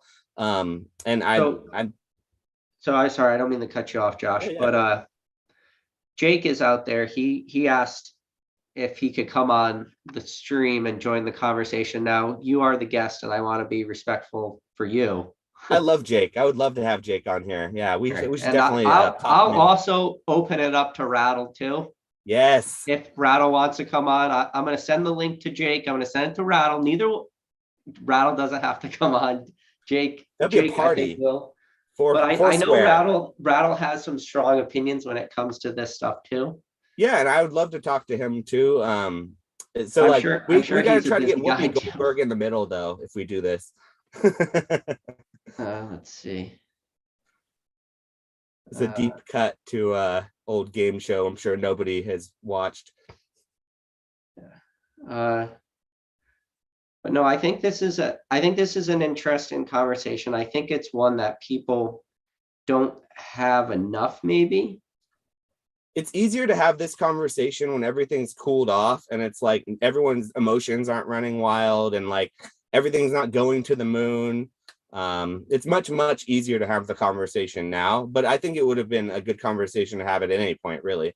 Yeah, and I think I don't think it's as black and white too as people say, and it's like even as I'm debating like my side, like I understand both sides, but I think it really boils down to just it's the same thing as buying on eBay. It's like buy from a trusted seller. Oh, I could show you a card I'm following on my eBay right now because of how ridiculous this is. And it just boils down to maybe you should only buy things from people that are respected sellers. Like I am literally watching the most fakest auction that I have ever like witnessed. Was it that base set first edition Charizard that was on eBay a while back? The No, fake one? it's this one. I don't know if you can see. Oh, the So, Raichu. I didn't see that one, but yeah, what so is the it? description of it is Pokemon card Raichu. Oh, Buy it now. Oh, so first edition. He only went PSA 9 for 515 or for 595. Dude, I went and looked up the cert number on this card. It's part of somebody's like PSA registry. wow. So he just So, and took it it's out of the just, registry. but I'm watching, and the seller has zero feedback, and his account was created in 2022. But I just like want to see if this card sells. And I mean, eBay will take care of the buyer. They'll have to go through like a 30-day, proving that the card they got wasn't what was advertised, and they'll have to do the buyer protection thing. But eBay will take care of whoever does decide to fall for that. So like, I mean, that's a silly listing. That should never sell. No, And I it hope that won't. somebody doesn't buy that and have to go through that issue, but they will be protected if they try to. And Rattle said he can't come on, but he appreciates the offer. No, man, that was just a shot in the dark because I know he's passionate about this stuff, and I know like things, Rattle does, and the reason why he does it is because I think so much of what he does is educational, and like he just pretty much exposed like that grading card. I don't know if you watch his channel, but I'm gonna guess you probably have seen a lot of his videos. I've But seen most of exposing, them. I don't know if it's all, but I've seen a lot of them. Yeah. but like his video where he talked about like the guy A Drive, which I actually don't really know him as a content creator at all. Like I I actually only haven't know, heard this one. yeah, I only know him from when he was selling those Team Rocket packs for like some like $1,800 or $5,000 or some crazy amount of money, and then he got backlash and cut the prices and stuff like this. But he has his He's been own in great. Pokemon a long time because I knew of him from Pokemon Go, like Yep. back in 2016. But he is. I no, I don't like to mention other people on this channel like by name. So maybe this is a bad. We Oh, could talk about this more in private. oh, But for if sure. But let me just say this, you should probably go watch his video. okay, for sure. Well, I know of A Drive just because he was in the Pokemon Go sphere before, and so like he's been in Pokemon a long time. A Drive is for sure a long time Pokemon like guy, but I don't know the specific like topic. So yeah. So Pikachu asked a question for both of us. He said, Oh. could I hear you and Josh's take on what you think sells more over market? Modern sells consistently. Vintage is almost always celebrities. What do you think sells higher over comps? Are you just talking about like on a pack breaker stream, what sells over? So maybe he's asking what's overvalued. Like, what do we think is like overvalued more often or undervalued more often? Um, so what something Dan said in one of his recent, I think it was this most recent, whether a Pokemon is investable or not. He said that one of the strengths he found in the hobby was how illiquid some collectibles were. And I think that's a really, really smart take because it's a good way of articulating something that I've never really been able to say that I do on a day-to-day basis. When an item is particularly liquid, it's much easier to sell, but it has a much more established price point. So there's less wiggle room as far as like whether you can make money one way or the other, because everyone knows what it should be worth. When something is more ambiguous as to what it should be worth, very like a collectible of some sort, it becomes a little bit more illiquid in the sense that it depends on the buyer and the seller and that particular point in time for what its price point will be. And so that leaves a lot more wiggle room in a way to make money either one way or the other. And so like the question may have been like whether we think that modern goes for higher or lower comparatively to vintage going for higher to lower. And I think that question could be, it depends on the day, time of day, the buyer, and literally how the market is feeling. So like, I know it's a cop out to answer that way, but it's very much so because of the nature or illiquidity of collectibles. There is that sort of weird like price swing that will always happen. And so I oftentimes look at the last 5 sold listings and average it together. If I'm not just looking at the sold listing that suits my purpose the best, but if I'm being legitimately like looking at an item, what it should be priced, I'll try to look at the last 5 auctions and not buy it now of an item. And I'll maybe take an average and then I'll see it from there. But a lot of people, what they do is they look at sales listings, they extrapolate data that they want from it, and then they use it to their advantage one way or the other. And I think that's just part of buying and selling. Do I think that's ethical? Probably not in a lot of regards. Do I try not to do that? Absolutely. But am I also motivated to get the most for my card in whatever way I can? I think so. And so like once again, it goes back to what I think the issues with the pack breaking and selling things on live streams, whereas like I personally think that it is the seller's prerogative to sell cards for higher and higher than what they bought them for. And I think there's no moral issue in getting a set amount more. So like people have this idea, it's like, okay, if you're making a couple dollars per pack, but it's not okay if you're making like $10 or $20 per pack. I disagree. I think it would be okay regardless, just Yeah, as long as the buyer and seller are both in agreement that that's what's being, purchased and that's what you want. So yeah. that would be But my thought. when What's when up? you What's up, Jake? Hey Jake, but when you talk about the liquidity of cards, I'm constantly looking at eBay. I always look at kind of two things. I'm always looking at one, like cards most recently listed, just see if I could find a good deal. And I'm constantly watching auctions ending soonest. And I am always amazed at the liquidity of modern product and the prices some of this selling at, because the way my brain always works is when I see modern selling really high, I'm constantly comparing that price in my head to, oh my God, you're buying this card for this price. And then in my head, I have a million cards running through. I'm like, but you could be buying all this stuff for that price, you know? So I am always amazed at like the liquidity of modern. And that's just something that fascinates me all the time. But hey Jake, appreciate you coming on the stream. That's pretty cool last second thing. This definitely anybody out there, this wasn't planned. So Yeah, this is really fun though. So I'm glad we can have this talk. I've been wanting to have this talk about like breaking and the morals or ethics of it for a long time. It is something, since I do it as for a living, I think a lot about.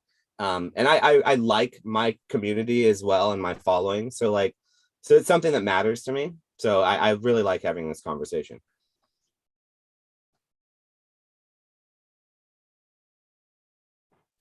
feel free, Jake. Oh, yeah, I didn't mean to interrupt.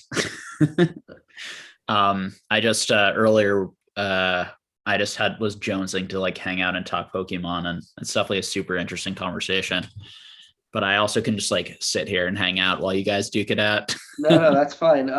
So I think I've said a lot of my piece for where I have a lot of struggles against these pack breakers. Josh has definitely put out a lot of his thoughts because it's what he does and his thought process. But I would be interested in what's your take on, this sort of topic. And yes, this video definitely moved a lot from the health of Pokemon, and it wound up It's here. on topic. This is on topic. I Yeah. think that this is something that, in my opinion, will be with Pokemon. So some people thought, especially a lot of my friends, when I told them I was going full time, they're like, well, what happens when Pokemon is, nobody cares about it. The pandemic's back. Everyone's back at work. Nobody watches YouTube anymore. Nobody cares. It's like, what happens then? And it's like, I don't see the future of Pokemon. Like, I don't think all these channels, I don't think we're going to disappear. I don't think pack breakers are going to stop breaking packs. I don't think any of that's going to happen. I just think it'll maybe change, and maybe people will go to the local game stores a little more. I hope that that when people can go to the local game stores, and they can actually start playing this game that is designed to be played. Like, these cards you can use them. You can play with them, guys. I don't know if anyone told you, but like, they actually have a use. I know people say there's no utility for Pokemon cards, but I would disagree. I think there's less utility for things like sports cards than there are for Pokemon cards or trading cards. I think trading cards have maybe not a lot, but they have a small amount of intrinsic value built in, just based on the fact that there's crazy people like me who actually like the game sometimes. So I think that there is that. I think collectability is intrinsic value too. I wouldn't put like playability as like a more valuable way to enjoy something than collectability, but I agree with you that like it adds a dimension that sports card doesn't have. So even if you aren't a collector, you may really like Pokemon cards, whereas if you're not a collector type, you're not going to like sports cards. There'd be no, because they're like, isn't that game? Yeah. I agree with that. Yeah. What's your thoughts, Jake, on kind of the topic we did talk about earlier, just on the whole pack breaker? Is it scamming? Is it legit? What are your thoughts? I mean, so I made a video like a year and a half ago almost, or like almost like now, on like Pokerev's channel with like my thoughts on like what he was doing, and that sort of starting a lot of the craze. I know there are people, obviously, I have friends who have been streaming for like 4 or 5 years, doing pack breaks. So it's not like he started that. And obviously pack breakers have existed in sports, for a while, but Pokerev really like mainstream on YouTube and was just like so successful that a lot of other people saw that and started doing it too. That's what got me to start. Yeah. Is I started watching PokeRev, and so I didn't start immediately breaking packs. When I got my business license and started buying through a distributor, I bought strictly to collect myself, and I would sell my excess booster boxes or like my ETBs to other pack breakers, actually, to supply them.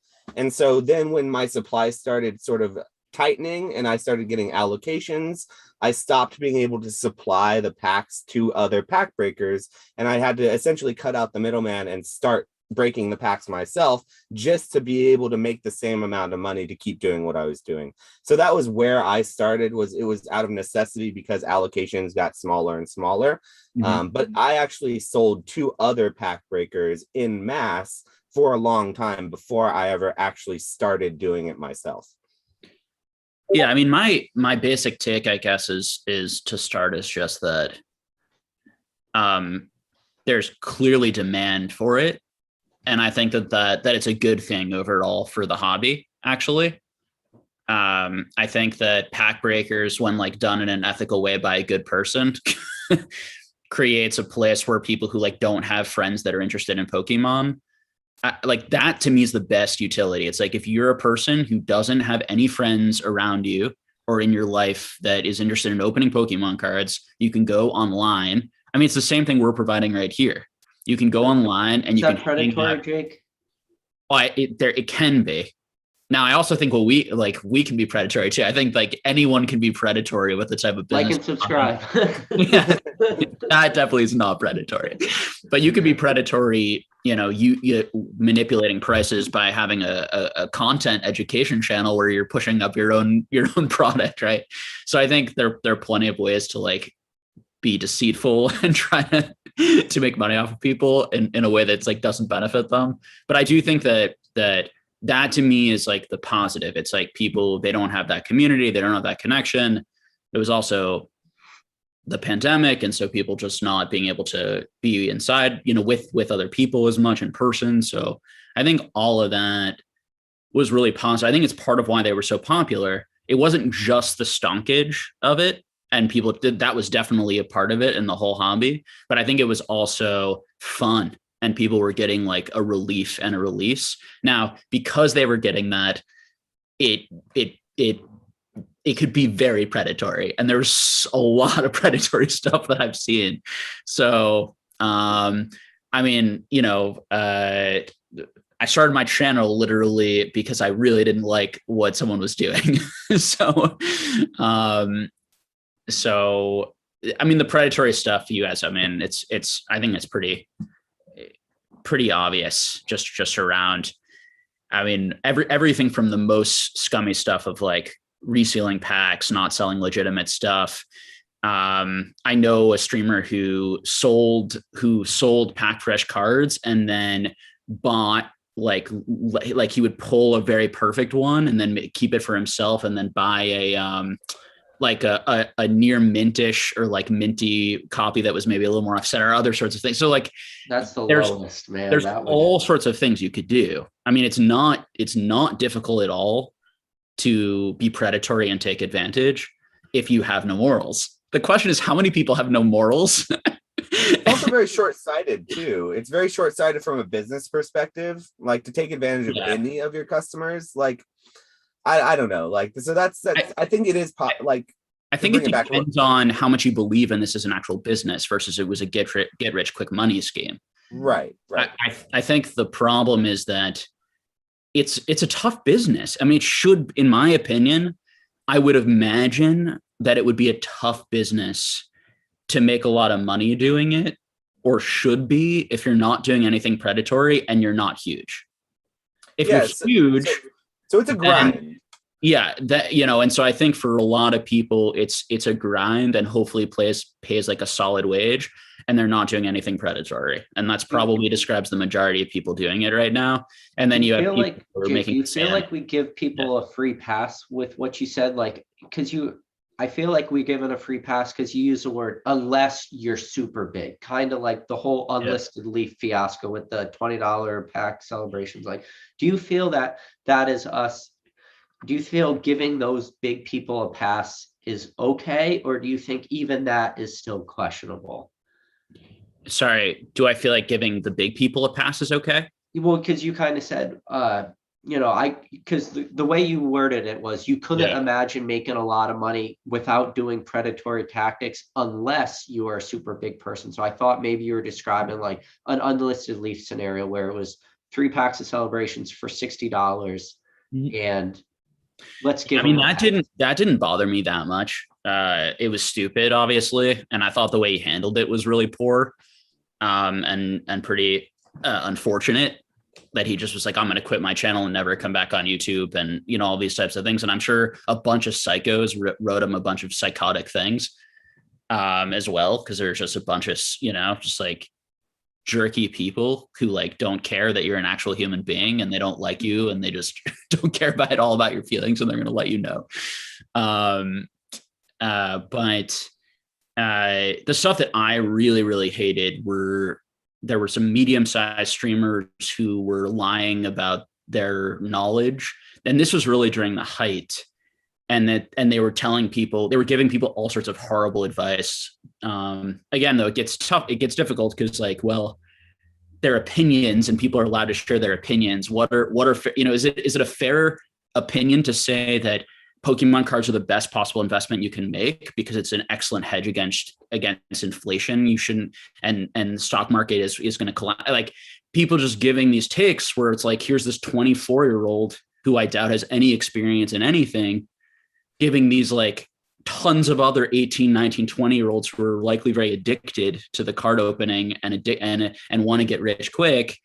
It's just it's such an awful environment, but it's sort of like, when you go into that environment and you see these interactions and conversations, it's sort of like, well, yeah, I mean, it's ugly, it's gross, and only one person is profiting off of it, and that is the streamer.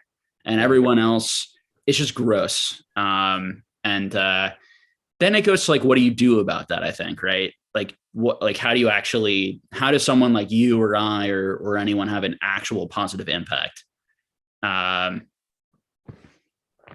People could look at streams like this and say, this is negative, anybody. And it is interesting when you talk about like some of the smaller streamers and whatnot. And trust me, I feel I do it. Like, people could take, I don't ever try to portray much as an advice. It's more just what I think. And you wonder if those smaller streamers that were given financial advice, talking about Pokemon and stuff like that. Now, I'm sure, I can't speak for you, but I've watched enough of your content that I could guess that a lot of the stuff you say is stuff you believe. So you have to ask the question, like, well, even if these guys were giving very poor advice, did they still believe it though? I think where now the questionable stuff is, well, what if they were giving this advice, but they didn't believe it? I feel like that would be like the big moral obligation kind of thing, is if they didn't believe any of the stuff they were saying. Yeah, I mean, I'll be completely honest. I think everyone should have said we were in a bubble and warned people, including people who just have like for fun channels and entertainment channels. That's my personal opinion. I think, you think they were required? TCA Gaming, Charlotte, not required. Or like ethically, morally required? I think that now everyone could argue, well, we all know that it was in a bubble now or something. We all know that it came down a lot now, but then we didn't know. And maybe they truly believe that it would just like keep going up and up and up. But I disagree with you on that, though. I don't think they had any I don't think they had any sort of like, they should have said we're in a bubble. Could they? Yes. I think it would have been something. You're entitled to your opinion. I mean, my opinion is like, as a human being, when you have a lot of money and when you have a lot more money, a lot more cards, and a lot more knowledge, it is an ethical obligation, in my opinion, to not hoard that and to share and try and help people. Yeah, now, but Jake, you have people like Scott Pratt who says all the time he has information he's going to take to the grave. Like that, you could put a question of, he has some insider knowledge. At least he's used the words, he's going to take some of this stuff to his grave, because if he shared some of this stuff, it would crush the market. Like, is there a moral obligation there too? I don't think he does have any moral obligation, and I don't think Leonhardt did either. I understand where you're coming from with that, because like he's a big influencer and it maybe moved the market, right? By not saying that. Maybe it felt a little disingenuous to just not say anything about it and let it keep going to the moon and profiting off of it. But at the same time, like if that was going to hurt him in some way, or if he thought that, maybe it wouldn't have hurt him, but maybe in his mind he thought if he said that, it would have hurt the positivity that he puts out. And I think that he may not have wanted to say something, not because he was trying to like hold information, but because he like didn't want to hurt the hobby. So like it's hard. It gets into this like I think the hobby would be an even slight. I think we're fine and things will be fine, but I think the hobby would be an even better place if they had all done that. So, I might agree with that. Like like if I think in a perfect world, but like it's not like don't enjoy Pokemon and don't be here and it's stupid. It's be careful. We've never seen prices like that. Instead, it was sort of everything that everyone was saying was there are always naysayers, and everyone who thinks like anyone who talks about market manipulation, anyone who talks about scamming, anyone who talks about any ethics or problems with people, anyone who says anything negative about anyone or anywhere is naive, is stupid, doesn't know what they're talking about. Like this was the vibe. And it's just, to me, again, this is my life, this is my viewpoint on life. To me, that's not a good way to go about being a leader, being a communicator, being a good citizen of a community. I don't really like the idea of like that there's certain infallible leaders of any sort of hobby or space, but it's more like if you have a large following and respect and expertise, I do think that it's when you say moral obligation, I'm not really sure what that means. Like, I certainly don't think they like need to go to like they have any sort of like legal issue because they didn't come out and say something. But from when I hear moral obligation, I just mean like, what's the right thing to do as a human being, and to me, it's now we could say they thought it was going to keep going up, and they truly thought that no one needed a warning. I don't know. Now someone like Leonhardt, who could have rationalized it by like, that's just not what my channel does. It's not my place. And yeah, I'm just going to be like, just, positive all the time. But I think him coming out with a video, talking about just like some concerns and, some worries would have reached so many people. And it can be done in a way that's very positive. And like, we love this hobby. We love you. This is amazing. It doesn't have to come out in like and I think part of what happened with the Frosted Caribou video was her saying, why aren't people talking about this? And I don't think that it was necessarily framed the correct way in a lot of ways. And it didn't necessarily go after the right people in sort of the right sort of way. And I don't even think it's about going after people.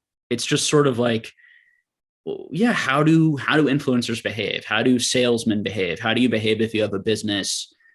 And everyone's going to have their, like, for me, one thing that I'm torn on is I don't want to tell everyone every freaking card I'm going after, because one, I don't want to manipulate, I don't want people to buy things because of what I said, but also like I'm trying to compete in the market. Yeah. I run into the same issue all the time. I'm always like, you ever go buy a car and you're like, man, I want to talk about this. And you're like, but I still want to buy another one. Yes, all the time. I'm waiting on 2 auctions right now that I can't talk about in the Discord until they're over. So I'm waiting on it. You know what I mean? And that to me, that feels like a reasonable middle ground where you're not lying. You're saying I'm trying to compete also, but I'm not giving like intentionally bad, misleading advice. And I'm not staying quiet about the overall health or the danger, and I'm constantly telling people people come to me and they say, I want to invest a lot of money in this. How can I make the most money? And I'm immediately like, probably not a good attitude or a right way of going, a very successful way of going into this at all. And that concerns me, that you even think that Pokemon cards are a good investment or like a really good place to be putting your money and investing, particularly right off the bat. Versus like, I want to have a lot of fun how do I like make my money go the furthest? That sort of like, yeah, like that's the stuff we all love to talk about, and it's fun to like try to predict, and none of us really know, and we're all guessing, and we're all, you know. Yeah, and I think we were talking about this earlier when we referenced like how I got into the hobby and how we all kind of got into the hobby. And I think it's a little different now with how kids are getting into the hobby and talking about things than it was when we were. Because like I actually I ran into some kids on Halloween so I gave out Pokemon cards on Halloween instead That's of awesome. candy, partially because I forgot to get candy before, and I had a ton of bulk and Pokemon cards and stuff. And I was like, you know what? These kids will like little repack Pokemon cards better than they would like That's a awesome. piece of candy anyway. And so I got penny sleeves, I got a bunch of my bulk, got a holo, got some GXs, whatever the bulk stuff, and made some packs, and I gave them to kids. And it was funny that like the kids were literally going outside of my house and I could hear them through the windows trading the cards back and forth between. They're like, oh, I got a Yveltal, or I got a Pikachu or whatever, and they were like trading them outside my house immediately. And that was like a good sign to see. They didn't care that none of them were like $1,000 cards or whatever. I didn't put anything that was over $1 in those packs, and like they were loving it. And so like that kind of thing makes me happy to see, because it shows me that my bullishness in this hobby isn't going to, I don't think, die with my 30-year-old self when I eventually go to the grave, because we're mostly, I think, in our 30s, late to mid 30s. And I think there's an argument with collectibles that like a lot of collectibles reach their peak when 30-year-olds mature and can start spending that money and buying the things they loved when they were 10.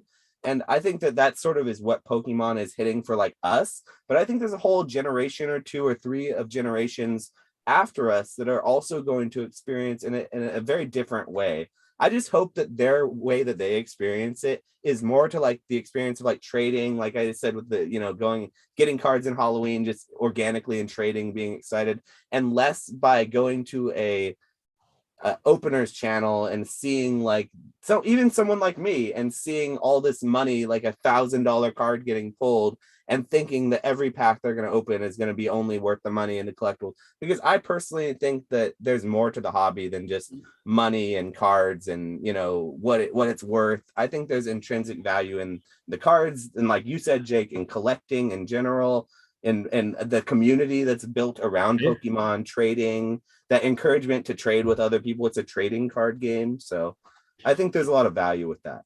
I think another interesting thing I think about is there's so many, it's such a broad hobby, and there's so many different, there's people different in all sorts of things in the hobby. And also there are people with all different levels and intensity of interest. And so it's also like, what is good information for the people who are like, they just want to like hang out and be a little entertained and enjoy. They don't want like deep dive stuff. What's good and honest, responsible information for the people who want like slightly deeper, and what's good and honest information for the people at the bottom. Because a lot of people, they don't need a lot of like these warning videos, about lots of things, because they're not spending lots of money on these like old vintage booster boxes. So, I don't think it's for any one person to answer, but I think it's a good way of thinking about it, because obviously we all have a tendency to have our blinders on and think that everyone views this hobby like ourselves, when in reality that's like very not the case. Yeah. Well, and kind of what you're saying is, I just think about like this chat alone. We talked about modern brilliant stars, and we started this chat off, as Josh said, he collects the EV Black Star promo number 11, and I asked him, do you have the JR East non-hollow EV from the train stations in Japan? It's like that, you're going like to like people don't even ever talk about, but Jake, I want to bring this back, and it's up to you if you want to address this. I want to bring it back before we get too far from it. But you had mentioned Frosted Caribou, and now you have a very different take, because you actually either went on her channel or I think you went on hers and you had a conversation with her.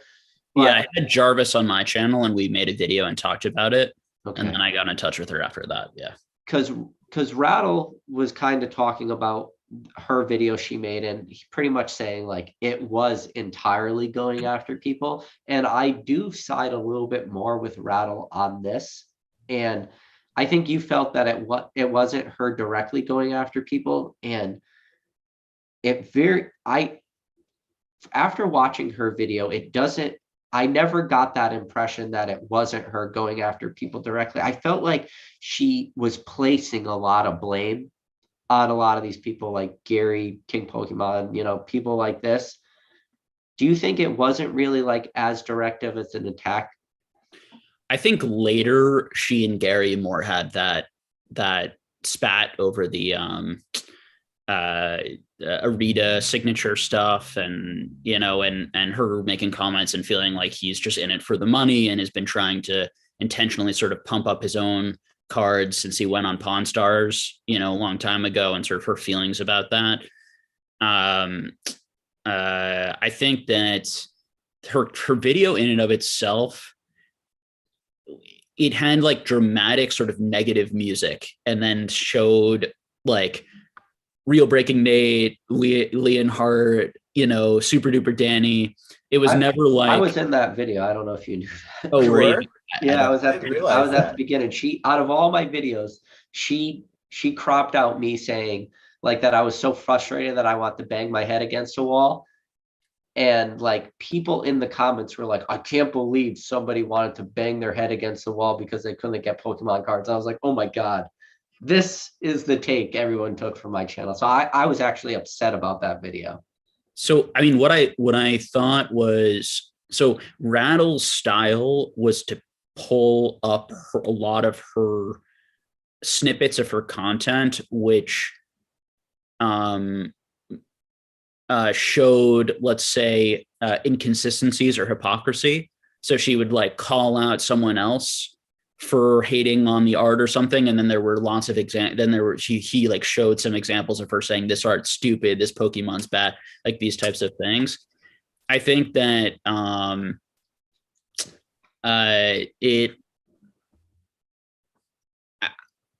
I think that any person who tries to be like a hero, I think you're always at risk of, I don't like hypocrisy. And so I think that when you call out someone for something in a very strong manner, you should be very transparent about like if you've ever done that or why you've done that or how it's different or these types of things. And I do think that certainly some of Rattle's digging, and first of all, the amount of effort and work it just takes to go through someone's videos and pick those out, made for, I think, a useful response. I do think that Rattle's style, just to be completely honest with you, is a bit harsh, I think, at times, and a little bit on the conspiratorial side, and maybe he goes a little further than I feel instinctively about things. It does not mean I'm right. I might be too trusting. I think he has a way of saying what everyone's afraid to say. I think more people think like him maybe than you think. I think No, I think plenty of people feel that way about things. I also think sometimes our worst fears and intentions and anxieties are not true about other people, and that we're harder on people than we should be. But again, it's not something that's very sort of gray, right? Like it's not like you and I can sit here and be like, there's be confident, about that. I Rattle's videos during the whole Logan Paul thing, during that, right? Like there's a lot of stuff that, and we don't need to go into that. Like, is certainly phenomenal. And then there's the stuff about like the motorcycles or, getting a little bit. And so I guess I bring that up in this context because I think it's very important that we treat each other all like we're all human beings and we have feelings.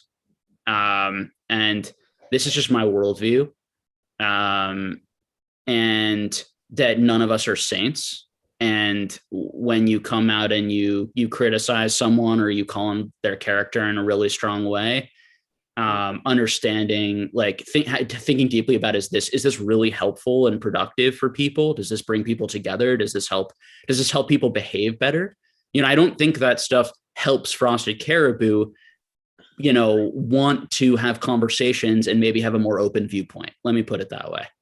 I think the way you address people as sort of like, this person's just a liar or shit, if you're very strong and you have very strong negative takes on people, it doesn't open up a dialogue where you can actually, move forward, rather than trying to bring people in. Now, the whole Pikachu versus cartoon, like there's a lot, and I think this really gets to, and if Rattle was on right now, it would be a great conversation to have, but it really gets to this conversation of like, how do you do those stories in a way that's positive for the hobby overall? And right, you Poke-Knowledge, and a lot of people might be like, Rattle did a perfect job and it was funny and hilarious and well researched and smart and perfect. And I might watch it and be like, I agree with some of that, but is it like, then you have like Cool Trainer Ryan. I mean, these people are friends of mine, going out and yelling and screaming at Pokeju and these types of things. And I don't like that stuff. I'll be completely blunt. And I guess I just don't. I try really, really hard to be an ethical person, and I'm not. Yeah. So when I look at you guys and when I look around, I don't believe that, like, that type of fervor and like, I'm a hero. I don't believe in that. Like and this is my worldview again, as a framework for going about life.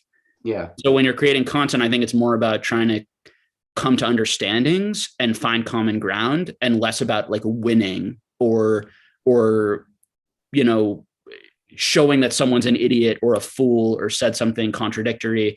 And there's also various levels of like intelligence in people. And so people also, it doesn't mean they're evil. They might say something that's not very smart, or they might say something that isn't as well thought out or knowledgeable. And how do you go about having that interaction in a positive way? So I'll let you guys, respond to all of that. But I actually think that this situation was really interesting, because even though I didn't get called out or anything, I was a pack breaker who was selling cards at that time would be considered overpriced. And so I felt a little bit called out by Boo at that time. I very much so have been on record though, and I've said multiple times, I personally think that Boo and Deep Pocket Monster are two of our shining stars as far as content creators in this sphere. But that being said, I really did not like that video that Frosted Caribou put out in the height about that attacking on like content creators who focus on the money and stuff, for a lot of the reasons that you kind of said, Jake. I felt like it was a little bit like there was like music in the background, there's like zooming in. For a lot of the reasons, I think she's one of the best content creators, because her editing is so on point and so professional and so well done. I think it maybe have played that situation up a little bit. It did feel a little bit like it was trying to kind of just call out people just to stir the pot a little bit, to kind of gain a little popularity maybe. But then when it came back, like what I really didn't like was all the secondary backlash that happened, like between Boo and Gary. Like there's a lot of misogyny that happened between the fans, and a lot of like just name calling and things. like I mean, I didn't see the Rattle video or whatever, but I feel like he's dressed up in like frosted Pokeboo, Caribou, like in a wig or something, and it felt a little bit like attacky in some ways. And I get that she kind of did that too, but it just felt like a lot of people were like a knee-jerk reaction towards that, who were like, even though I did feel a little attacked, I kind of get where she was coming from in some regard, that there was a lot of frustration at the hobby at that time, and a lot of people, they felt like nobody was speaking for them. So a lot of, I think, maybe a lot of those people that kind of came to a head. And to me, it goes to this, that there's so many different levels of engagement. And so for someone like me, and maybe Rattle too, it's like, you don't know what you didn't collect Pokemon as a kid, Frosted Caribou. You don't really know what it's like for collectors. You don't really know what types of conversations, her attacks on Gary about like, many of us feel that way about like a perfect pristine Charizard, that we would prefer to have that without the signature, right? It's like there's a lack of knowledge there, which is not necessarily a bad thing. But then it's like, how do you talk about things? So it's fair for her to express her opinions and for people to come out and say he's offending the art, he's doing this or that. Then you have people who say like don't like her opinion too. Yeah, and then you have don't people, like it. Yeah, and then you have people who like who say like anyone who thinks about money or wants valuable things is like a bad person, right? Like me and that person are just going to disagree. Yeah. Right. And there's room in this hobby for both of us. And I think that's okay. And we can be respectful for each other and just sort of disagree. I think even in this chat, there are going to be people who are sort of like, and I saw this very libertarian sort of like, it's just everyone personal responsibility. I don't believe like part of personal responsibility is your responsibility, in my opinion, to call other people out for their crap when you have the knowledge to do so. So we can take that in a lot of ways. And I do think that but for me, my personal responsibility feels like trying to make friendships, bring people together. I wanted to bring Frosted Caribou and Gary together. I wanted to bring Pikachu and Rattle together. Like I want to bring people together and have like positive like trying to understand differences. Now, there are going to be some people who are just bad faith, who are just liars, and people who, I mean, the person that Rattle interviewed about like the scammer dude. Oh my gosh. Like that's someone who I'm not away. Like, I'm not right. Like that's not okay. Like, he's just someone who, at least in that conversation, is just very interested, right, in money and how he can like make money in the Pokemon space and sort of like anything goes, type that was of a good video. That was a really unique video in this sphere that we needed to see, that I'm really happy Rattle got. And shout out to Rattle on that one. I was really happy that guy said I was doing it in 2016, because I was like, I've been saying this forever, as people want to be like, oh, I bought my pack 4 years ago, probably isn't resealed. It's like, okay, bud, like you don't understand that people have been doing this for a long time. But kind of what you were saying about the Frosted Caribou thing, which really, I felt there was a lot of opportunities for some people to really come out of that like on top, where they could have addressed everything she said. Nobody came out of that on top. Nobody did. And I think the person that had the best opportunity, who kind of let it go by, was Gary King Pokemon, because he went after her, by like talking about like mental state and stuff like that. He could have just circled about it so much differently and just dominated that argument, in my opinion. Like, but he didn't. Again, why are we trying to dominate things? Like this is where I come from, is like, because when you're personally attacked, trying to like win arguments and but beat Jake, the right person, and I don't like it. Attacked him. When you personally get attacked, you dominate. He's a guy who, listen, if I had been personally attacked, and I had the type of like following and money and status in the hobby, I would want to talk to the person and be like, hey, like, can we figure this out? What's going on here? And very likely it would not,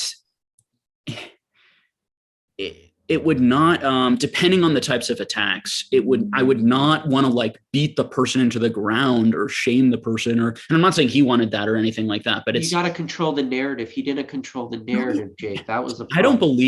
I believe that I'm more believing in conversation, dialogue, and good intentions, and that through time and effort and good intentions, like I believe that there was no good Caribou, Gary, like did. But I believe that like people could be friends and actually care about each other and help each other, both in business, but also even more importantly in like a personal, ethical sort of way. And I guess I would rather everyone succeed than people succeeding at sort of the expense of others, or the hobby being fractured in unnecessary ways. Now, that doesn't mean that you don't respond to things that are untrue or unfair. You know what I mean? So, and I think this is where it becomes like, a conversation where I don't feel like I can just share like my personal opinion on how best to respond, but my personal opinion is like, even that language of like, I forget exactly what you said. I am picking on your language a little bit, but no. I Yeah. said, and I'm fine with what I said, is I said that when she attacked him, Gary could have came back and dominated. You didn't like the word dominated. That's fine, because dominance, when somebody attacks you, you have to, and this is my opinion, you have to take a stance. And you could either do one or two things. You could like hide from it and run, which some people will do that. And I understand the not answering at all, or you dominate it. And the reason why I say you dominate it is because if you're not controlling your own narrative and you're letting somebody else write your narrative, like, that's why I believe there needs to be like, you need to dominate the conversation and give your narrative. And Gary had that chance.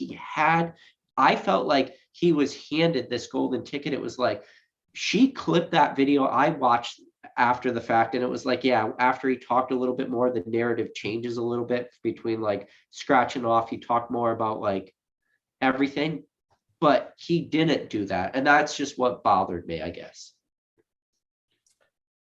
Like I said, I don't think anyone walked away from that. Unfortunately, it was unfortunate to see, because I liked both of those. I liked everyone involved, really, for the most part. Like, I liked Frosted Caribou. I still like Frosted Caribou. I still like Gary. But I did not like how either their fans nor the fallout of either of that situation sort of happened. So like, I just think it was one of the situations that now we can kind of move on from it, right? We're still talking a little bit about it. It's not as like much of an emotional topic, but it was unfortunate, I think, how things turned out for everyone, really. And more importantly, how it affected people. Yeah, I agree with that. Do you know what I mean? Like they're two human beings, and I used to have more of a relationship with Frosted Caribou. We don't talk really anymore. But Gary and I still talk once in a while. Gary has been so wonderfully supportive of me personally, which also makes me want to give him every benefit of the doubt that I possibly could, in any situation, just being honest. It's like when someone does really kind things for you personally, you have more of a personal relationship. And then as an influencer, it's like we're influencers, we're tiny channels, but whatever. It's a stupid word. We can call ourselves influencers, right? Let's give ourselves one little victory. We're Pokemon influencers, all right? But as a public person, I feel like you have a responsibility to put your personal relationships aside almost and give people what you think is the most accurate information, rather than being biased towards defending your friends and people who have been really kind to you, and against people who like maybe have been rude to you or not as supportive or not as helpful. And I think the reality is that in content creation spaces, a lot of people work together to build up their brand and their business together. And there's a lot of unfairness of like, you'll call out people who are not in your clique or your group, but you won't call out people within it. And that stuff's human. So it's not like, I don't think those things are so horrible, but I do think it's a reality of like what can happen. It's right. Like people like, like you guys, like saying anything negative about you or Rattle, is here, like other, it's like, I'm going to tend or instinctively almost to jump to people's defense, particularly when I have like a real personal, relationship and they're really a friend. No. And honestly, like, it wasn't the original intention of this channel to do these lives, but one of the things that I've gotten the most benefit out just personally, and I hope people out there watching it, is just the people coming on and just letting them talk, like letting their thoughts show. And you can't agree with everything all the time, but I find that being the most valuable thing that these lives do is you hear different sides, and that's, you can't like say anything more. And like when I had Cool Train and Ryan on, like, first of all, I freaking love the guy. Like, he is just he's all over the place, but he's got some hot takes. He's got some hot takes, and I enjoy listening to him. I don't have to agree with them all, but I think he's very passionate, kind of like what Jake had mentioned earlier, was that he felt he was going after or yelling at Pokiju or whatever. But if what Ryan said during my live makes sense or is true, that he actually did in fact sell Pokeju light packs, and then he watched Pokeju sell them on his Instagram as heavy, if that is true or not. Oh, I didn't know that. Yeah, that's what he said during my live, because that's when he Yeah. started yelling, because he's like, A little I fucking scummy. sold him some of those packs. That's a little scummy. I agree with That's that. so scummy. Yeah, That that's was- what that, I I mean, don't. That's That's not. fraud. That's yeah, you can blatant go back and fraud. watch Yeah, live, and there's that's nothing. exactly You can't what he defend said. that. It's Yeah. not even close to defensible. Yeah, I mean, that's Yeah. just fraud. You're Yeah. you're lying directly. That's- I just didn't want to different say a little situation bit on than that. selling a real unweighed pack at a higher price, right? Yeah. No, That's- he was saying that he sold the packs to him. So that's why he was Yeah. like, that's when he freaked out about Pokeju. Yeah, I mean, listen, I mean, it could Pokeju be a really scummy person, could be. I don't know him. right. I don't know. Who You knows? know, I think that's what's hard. So it's, I didn't know that personal information. So like if he had that personal experience and that's part of what fueled that, but then it goes like, when you do that, Cool Trainer Ryan, we don't know that context. And like, how does that message affect people? Right. It causes this sort of like, it's not that's not a good like healing, helpful sort of way of addressing this. Now, I don't know. Now we can say, not everything needs to be helpful and healing, and you're allowed to just like yell at someone and be freaking angry and be passionate. And it's like, yeah, I totally get that. But We're allowed to have our feelings about that, though. At that point, then you're at the public's discretion. All your thoughts are out there for everyone to see. Then you got three guys on a podcast talking about whether it was right to say or not. Yeah. So, I mean, I think he'll be held accountable for what he said in whatever regard it is. I don't know the situation. Like you said, I didn't know that information either. It's hard to defend that at that point. I might say, like, at a certain point, then where was Cool Trainer Ryan after he sold the pack, and then as he saw it happening, saying to the people buying it, like, why do you wait until a year later when this is happening? I don't know. I don't care about that so much. I mean, this is something really awkward. Like on my channel, I did not call out any names at all early on. And one policy I had is I really only called out names of people that I respected. So like when I would talk, and people who I thought were generally good for the hobby. And so if I criticize so every name I've like mentioned tonight, right, are all people that I want to succeed and have huge platforms and channels and think bring a lot of, you know what I mean? So it's like likewise. It's one of those things of like, whereas there are people who are just freaking scumbag, like really scummy, who've done like really, really scummy things. And now if they came out and apologized and acknowledged it, I would accept that apology. I'm someone who, I mean, I'll just be honest with you guys. Like I work with people who've murdered people. Right. So like, this is Pokemon and so understanding totally different. Yeah. My worldview, right? Like I work with and try to rehabilitate on some level and try to work with people who have done, and people can really change. And people go through trauma and all sorts of hardships and things, and not having parents and, experiencing sexual abuse and physical abuse and all sorts of horrible things in their lives. And when they start working with like a therapist or working with a person, they can actually really make strides. And then they don't feel the need to cheat people because they're not trying to fill up that hole inside of like, I need to be powerful and rich and wealthy and I will shit on people and do whatever I can. Right. There are people in the world who have that attitude of like, I need to get what's mine. No one else and they might listen to me and be like, Jake's lying. He doesn't actually care about people. No one cares about anyone. Right. Like that, like it's sort of that mentality that I run into of like, I've never been loved and I don't believe anyone cares about anyone. And so it's all about how do you manipulate and get one over, and I think that those people are going to be the people who are the most dangerous in any sort of environment like this, in an unregulated environment. And then it becomes, how do you help, with that? So but that's my perspective. So I think somebody literally just paid us to change the subject. So shout out to Poke DNA for the super chat, and it'll probably work. But before I answer his super chat, or before we address it, like I think we said a lot about this subject is there anything either one of you guys want to add before we kind of move on from it? I mean, Rattle asked me, would I forgive Micah Birch? And I will answer your question, PokeDNA, so don't think I'm not going to address that. So, oh, like, would I forgive that guy? So, I mean, my answer would be like, I would be obviously very suspicious of that he would actually reform himself. I think when you do a lot of negative things, it's understandable why people like wouldn't trust you, and it would take like a lot of proof for me to trust someone like that probably again. That may not, that, you know, and if I have lots of options to buy from other people now, I would really want him. So if I felt like he was being more honest, I would actually want to go out of my way to support someone like that and encourage them and continue them to, you know, to do that. That is generally my outlook on those things. But, you know, I have various degrees, right? Like when Rattle did his videos, I came out before the box was opened, very much in support of Rattle, of being like, I'm really happy he's not being bullied by these people. And this $150 million man who's like saying he's going to sue him and all of these like crazy things, you know, it's like that type of behavior.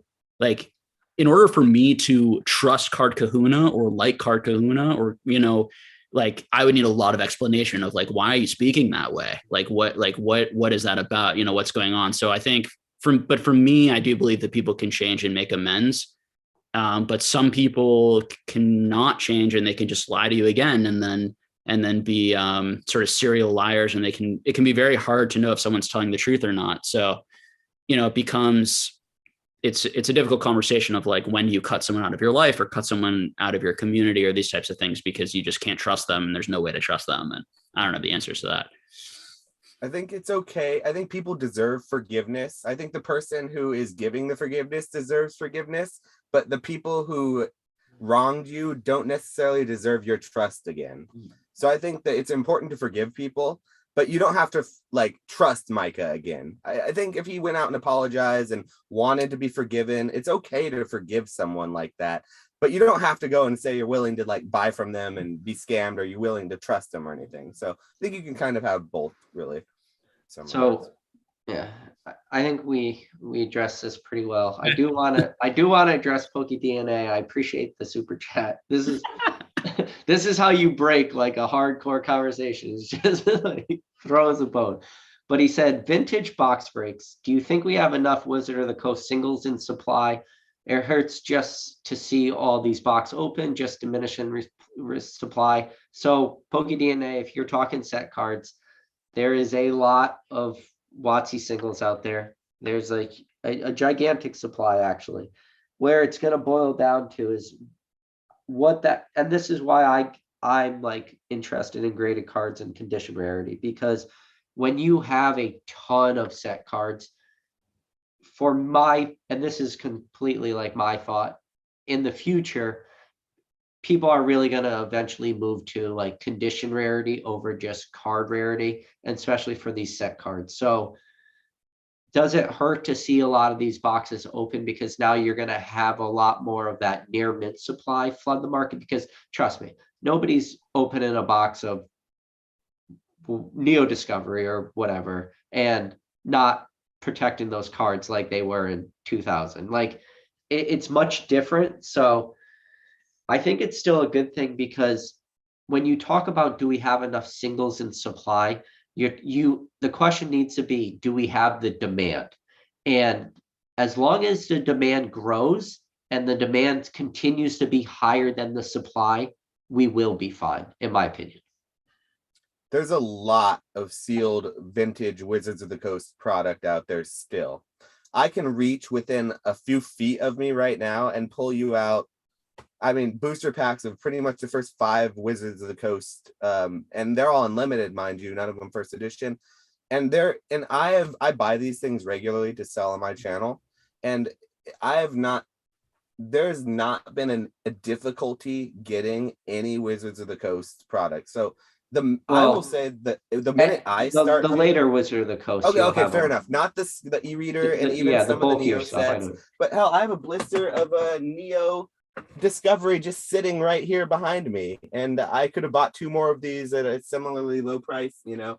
And so there's a lot of this stuff out there. So like I'm hearing the chat, he's worried that seeing these vintage things being broken, there's going to start diminishing the supply. And it's like every time there's one left in the world or one less in the world. While that is true, I think the fact that there was so much of it out there and there still is so much of it out there it's a little bit like people don't realize how much of this stuff there is, even though it's vintage. Like there's a lot of it, especially base set stuff like that. There's a lot. But so I heard a rumor, and I don't know if this is true or not, but it was a while ago. Like when I re-entered the hobby, I heard this rumor that they were continuing to print base set all the way through the first couple Neo sets as they were being released. They were reprinting base set, which is why it would explain so many variations and so many different like print runs or whatever. And there's so much base set out there. I don't know if that's true or not, but I have heard that before. In Rusty's last live he said, somebody asked a similar question. He said just him, one person,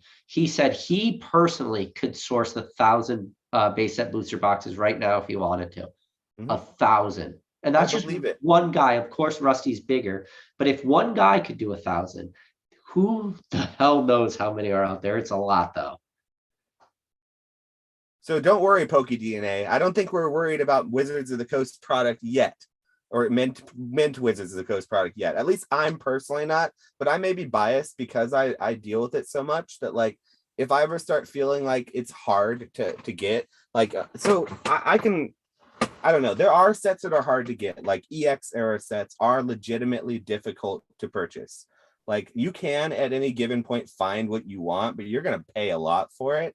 If you want it for what like EV or closer to what you want to get it for, you're going to have to search a little more for things like EX era. Wizards of the Coast, if it's not e-reader, if it ain't like Neo, then it's very common. I don't consider that rare at all. Yeah. Just novel. What about you, Jake? Let's see. What was the question? Like, how much do you think we have enough WotC singles in supply? Oh, it hurts to see the boxes. Maybe like the rate of it sometimes is annoying because it's like it just feels like it makes it like not as special, and it feels like some people's businesses depend on basically like constantly sourcing and opening and breaking, and maybe I don't like that as just for like aesthetically as a collector because it makes it feel like less special. But nobody's like business runs on that though. From a like perspective, my feelings like don't matter that much in the sense that like that's not like it's their business to do that, and they're clearly not doing anything wrong, and there's demand for it. We're not all going to like everything that's happening. But yeah, I mean, when you know, I think when you add up all of the breakers in the world, all over the world, opening up WotC product, there's lots and lots and lots of WotC product being opened up every night, like a ton of it. Let's see right now. I'll see if there's something right now going on my platform, whatnot. Let me just see if there's how many vintage breaks are happening. You know, so, but you know, at the same time, and then also just private, right? But at the same time, it just as you guys said, it just goes to show how much sealed product there is. There's an Aquapolis box being broken right now. So forget, I guess, what I said about, you know, e-reader sets. Apparently there's always even Aquapolis sets being up right now. There's an Aquapolis. Everybody leave. There's a lot of stuff. So you just got to be careful, you know? And but again, it goes back to what I was saying earlier. Where was everyone telling people that when it was the most important? And when you had Mizkif and Ludwig and QWXQC, and you had all these Twitch streamers who didn't know anything about Pokemon, and they shouldn't know anything necessarily, but coming out and saying there might be 5-10 of these boxes left. Like there are clips of literally these people saying that. Where were the people correcting them? You know, and so that's where I get, it just felt like a lot of opportunism. And there are people who made a lot of money off the boxes going up a lot because they had a lot of it and they just decided not to say anything. So that's how I feel about it. And I'm open to any of these people talking to me about it and changing my mind, you know, for sure. But yeah. And it goes to that question of, is it people's responsibility to talk against their own self-interest? And I think it is. So I think that within reason.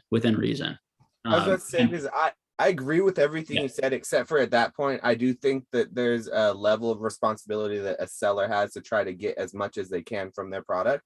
And as long as it's not in a scummy, scammy way that you're like taking advantage of your following.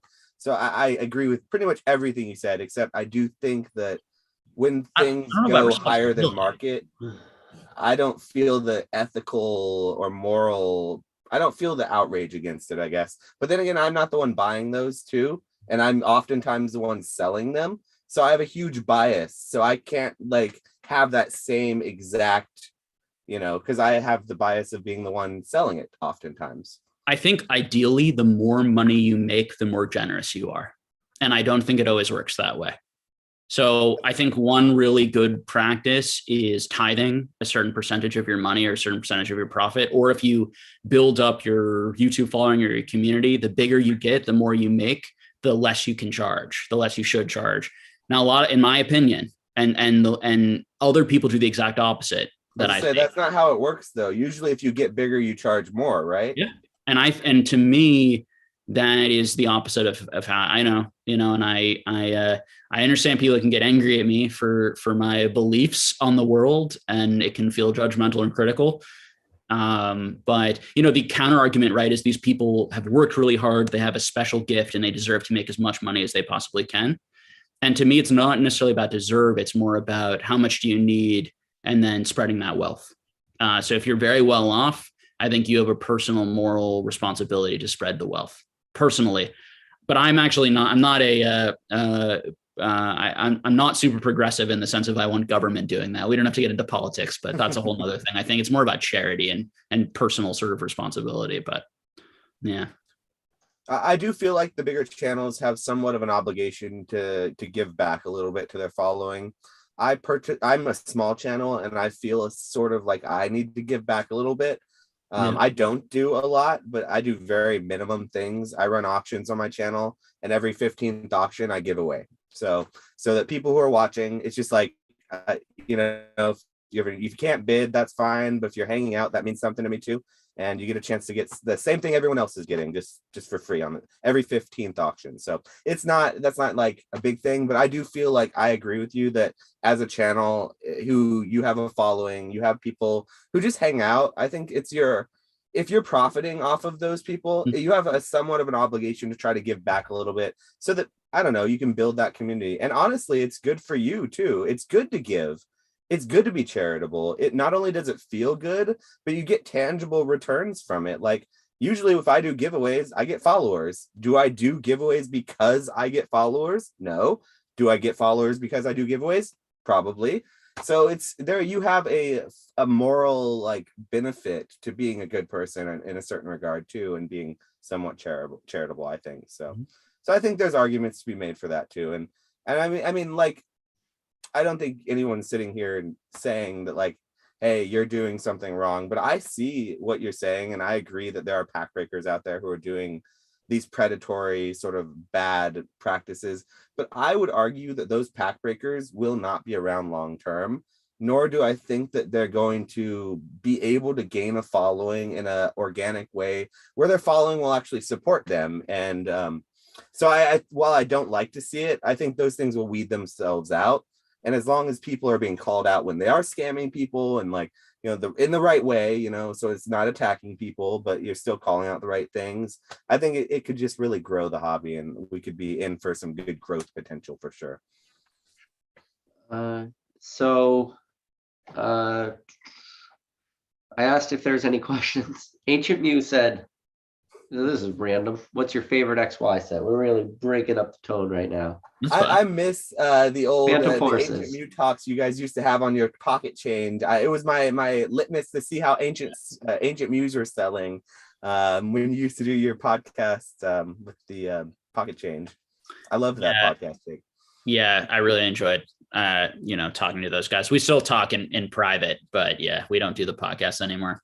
They're good guys. I liked all their takes. I felt like you guys had a good kind of vibe going between the three of you. So that was really good.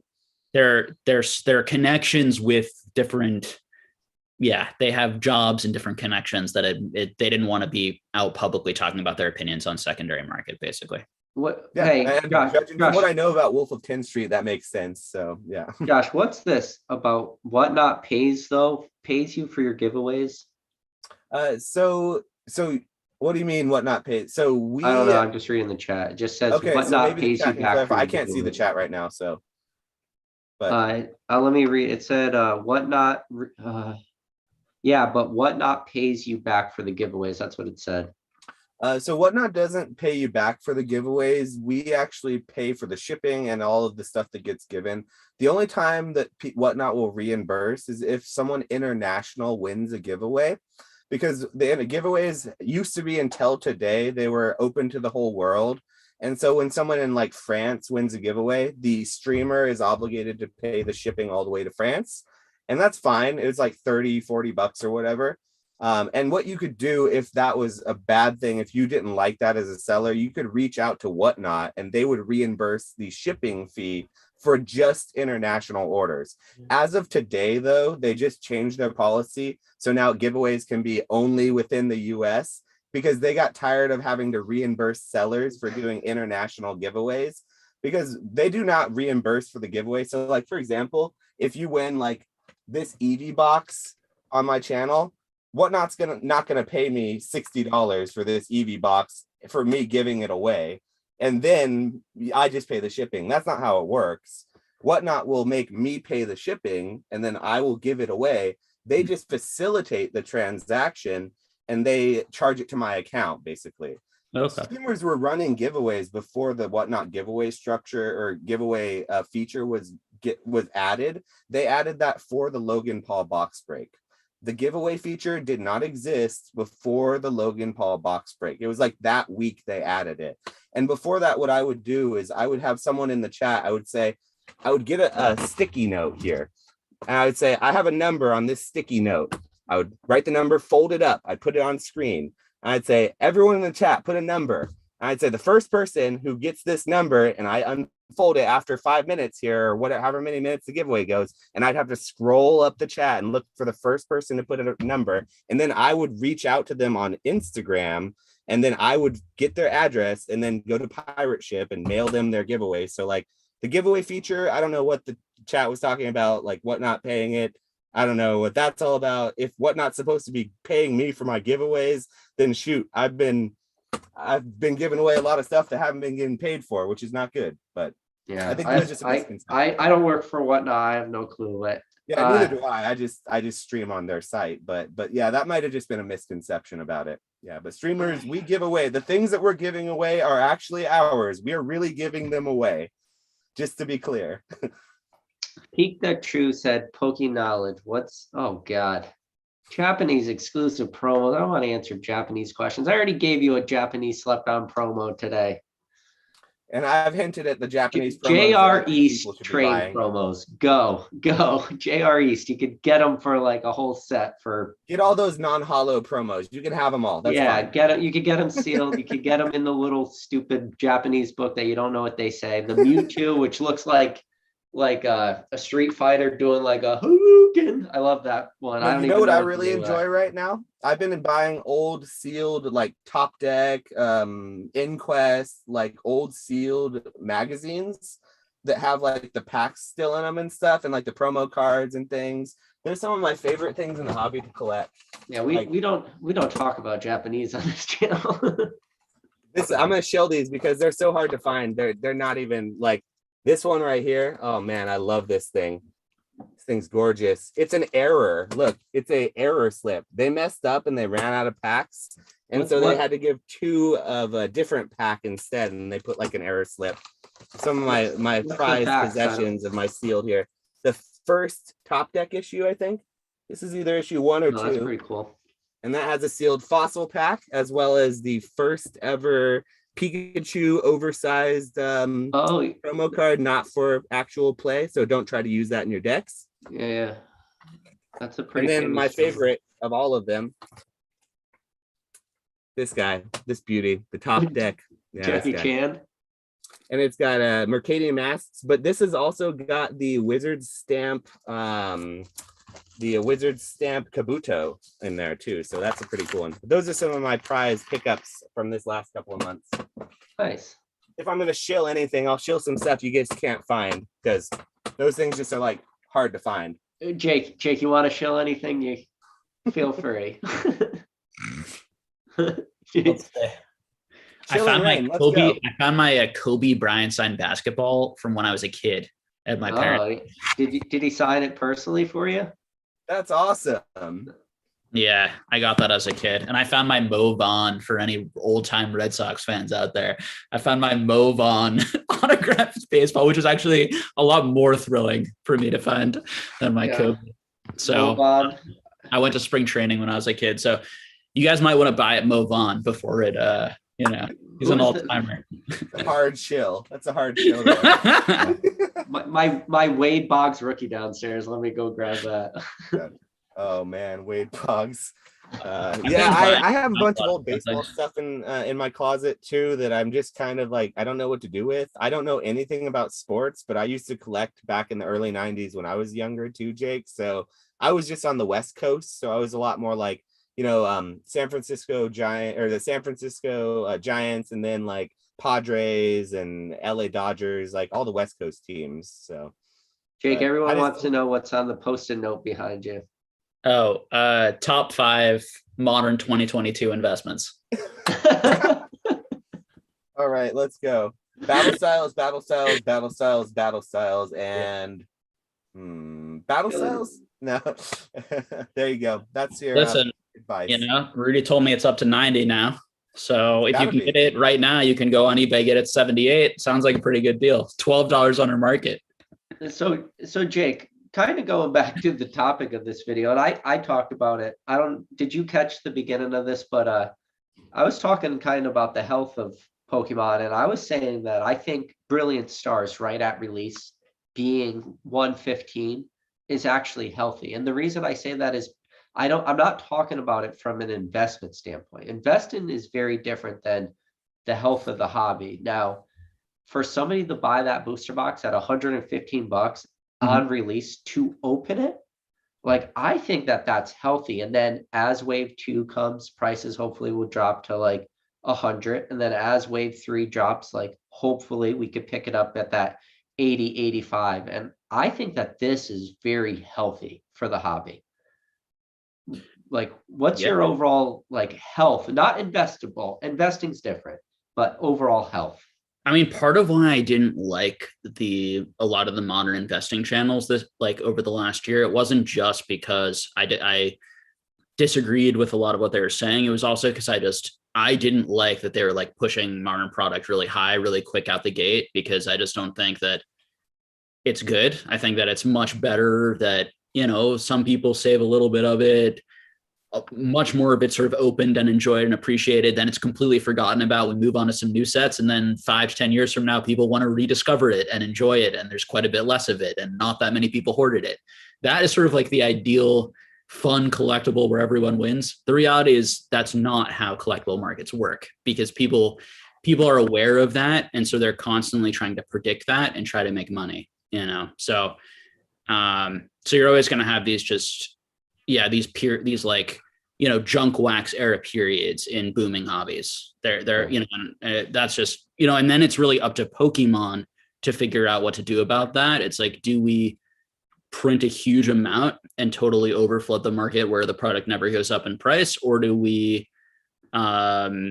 deal with some anger and frustration with there not being enough temporarily, but once we get out some new sets and some of the demand dies down, prices will probably come back down. And that's the stuff I think the Pokemon just tries to figure out. That's interesting, because when I heard like the celebration news, when Pokemon said we're not printing celebration, I instantly went to, this doesn't make sense. This sounds like a lie.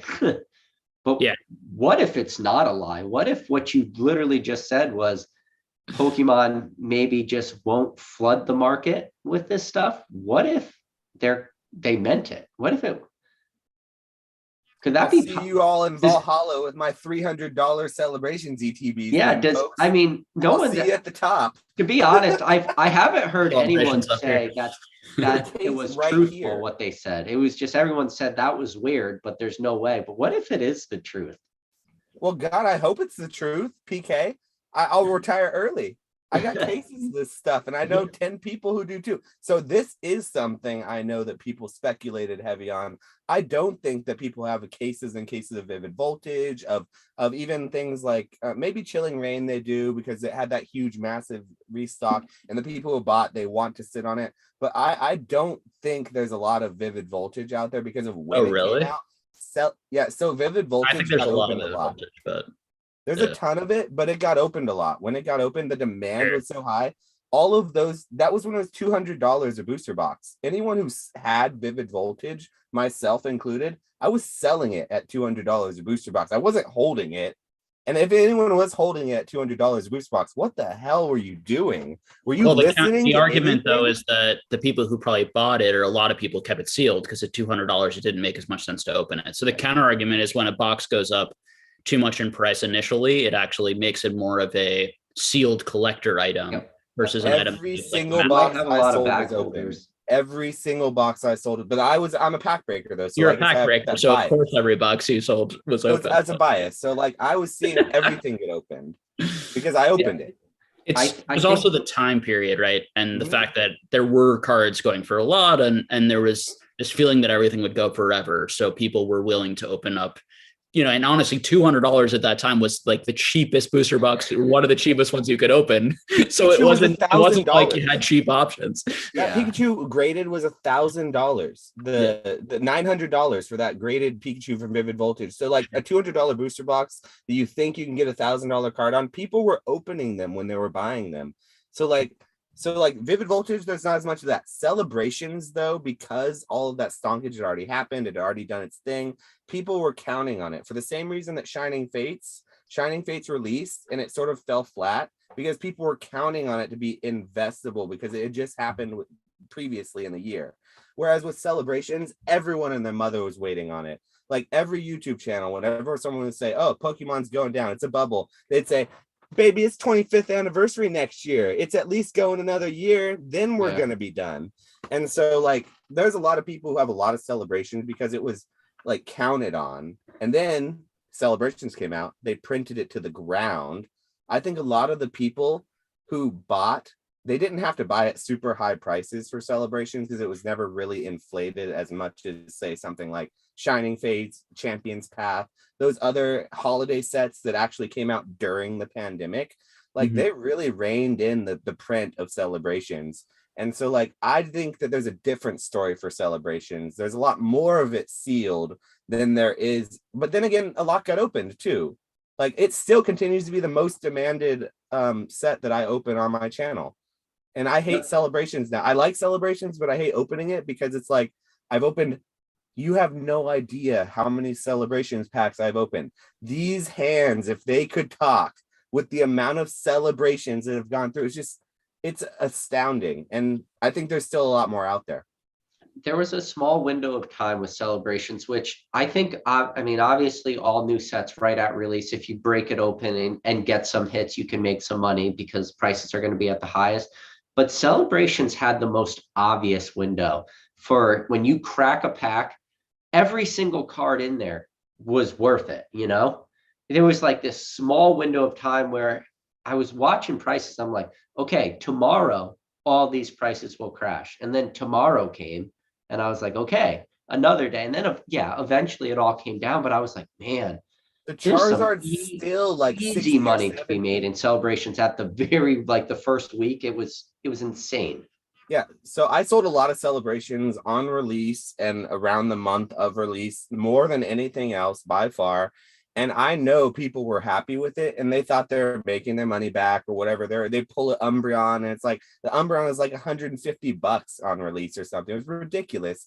The Charizard was like $200. I couldn't even believe it. It's still $70. The Charizard is, or $860, or I mean, I believe that's a $20 card. I at best. But then again, it's just like I think it's just the nature of the time. Like you said, it was on release. It's like everything's hype. People like us knew how much, like I knew how much Celebration was coming. And I even made videos about it on my YouTube. It's documented saying like, there's a lot of this stuff coming. It's a hype set. So they're going to print this to the ground. And I think that it would have been a problem if they didn't print it to the ground. So I Yeah. see no problem with that. I see it would have went the other direction. So No. I've also been on record by a lot of people in the Discord get on me because they think that I don't want modern to be worth anything. They think I want it to be printed to the ground because I just want to open it and buy more and continue to do so, which is partially correct. But it's also, I believe modern should be lower priced and should be accessible because I think it's the entry point for people in the hobby. And I think it's a sign of the health of the hobby as well. And I think that if it ever gets away from that, then it starts becoming harder for people to get in. And I'd never want it to be hard for people to get into this hobby. It's always my goal as someone who sells these cards to get more people involved with this hobby, not just because I love it, but because I have a financial, I want that for my business. It benefits me. It behooves me for this hobby to grow in a positive direction. So that's always what my thought is like, I'm always trying to think about, is this good for the hobby? Is it good for me now? Is it good for the hobby, in the long term? And how does that affect, SGR7 said, what's the chances of them reprinting Sun and Moon? They already did. They did all those a ETBs. reprint is like, there's a difference between a reprint and a restock, I think. It's but there was a lot of products that randomly would have some Sun and Moon base pack in it, and you're just like, oh, this is getting a little sketchy. Just like Cosmic Eclipse right now. Like Cosmic Eclipse, we've seen it now in the Galarian tins, the brand new, the Arceus V box. I was about to say, do you think that's a reprint? Or do you I think it's that's a reprint, but now it's not like a traditional reprint where they're doing ETBs and booster boxes. I think they just Why do you believe it's a reprint? Because when you think of how many products recently had Cosmic Eclipse, those Pokeballs had it. Mm-hmm. The Galarian, I bought a lot of them. I have tons the Galarian tins had it. Now these Arceus V boxes have it. Yep. With the amount of product that Pokemon is printing between tins, Pokeballs, and those V boxes, that's a lot of packs of Cosmic Eclipse. I doubt those were all just sitting around it doesn't make any sense because when Cosmic Eclipse went out of stock, Pokemon was literally at its peak. So there's no way they were sitting on backstock of Cosmic Eclipse and not selling it. Does that make sense? So I've been thinking the same thing because I had got so many of the Pokeballs from my distributor and I rip them on my channel. And I like Cosmic Eclipse. So I've noticed that some of the Cosmic Eclipse packs are all green codes. Not all of them, though. So they are all errors. Like there's GXs, secret rares, hits, hollows in green code cards, and some don't. And so I find it very weird that there's like a large portion that have this same error, and then another large portion that don't have the error. And so it is weird to me. I've been thinking the same thing about Cosmic Eclipse, like where did it come from? Because like not only with the Pokeballs, that was the first thing, but then the Arceus, the V one that's coming out soon. I mean, I'm not mad at it. I love Cosmic Eclipse. I'm going to buy so many of those things from my distributor, as many as I can. Yeah. But I don't know if it's a reprint. Like I can see why you would think it would be a reprint, but there's no reason to believe that Pokemon doesn't or didn't have just like a warehouse of any of this stuff. Hell, they could still have evolutions for all I know. But if you had a warehouse, why would you cannibalize everything down and then repackage it with Brilliant Stars, Like if you did have it as a product, why didn't you just sell it as is? Why would you reprint it though? Like, why would you go back two sets and reprint Cosmic Eclipse when Evolving Skies needs a reprint, Celebration needs another reprint, Hidden Fates needs a reprint? Well, that's always the argument though. But I know, but so that's why my point is I don't think it's a reprint. I think it's a restock. I think it's a small reprint just for product. I do believe they printed this stuff, but I mean, we neither of us have any evidence of this, so I don't know. But what do you think, Jake? Do you know anything about what we're talking about? I don't share opinions on reprints because it's just sort of like who the hell knows. My advice for people is like, it generally makes just sense to wait, and then as soon as like they've really moved on, they make an announcement, they don't normally make it. I mean, it's part of what was so weird about the Celebrations announcement. I don't really know what to make of that. I used to get a kick out of the channels that would say they're never going to reprint Hidden Fates ETBs because they never reprint things that are a year old or something. And I would say to myself, like, well, they've never done this, and then they did that 2 years ago, at the time when they reprinted Roaring Skies and destroyed the value of that set because they wanted to get more playability out there. I was thinking to myself, like, why wouldn't they want to reprint that? It's like the most collectible set successful set they've probably had since like a base set in Pokemon in terms of the amount that they've been able to like consistently sell for like a year, year and a half now. Yeah. It's sort of like I guess my stance is just, if you want to be sure, wait, and not even sure, but if the longer you wait, the more, the less likely they're probably going to reprint, the less popular, the less likely they're going to reprint, the less playability. And anyone who tells you anything other than that, unless they have some sort of direct information or conversation, I don't really know where they're getting that from, because I'm still waiting on that. Like, you can't rationalize your way into, you can't rationalize your way into knowing what the Pokemon card companies. No. When was Cosmic Eclipse printed? I have to see. November 2019. Yeah. November 2019. It was the last set of Sun and Moon.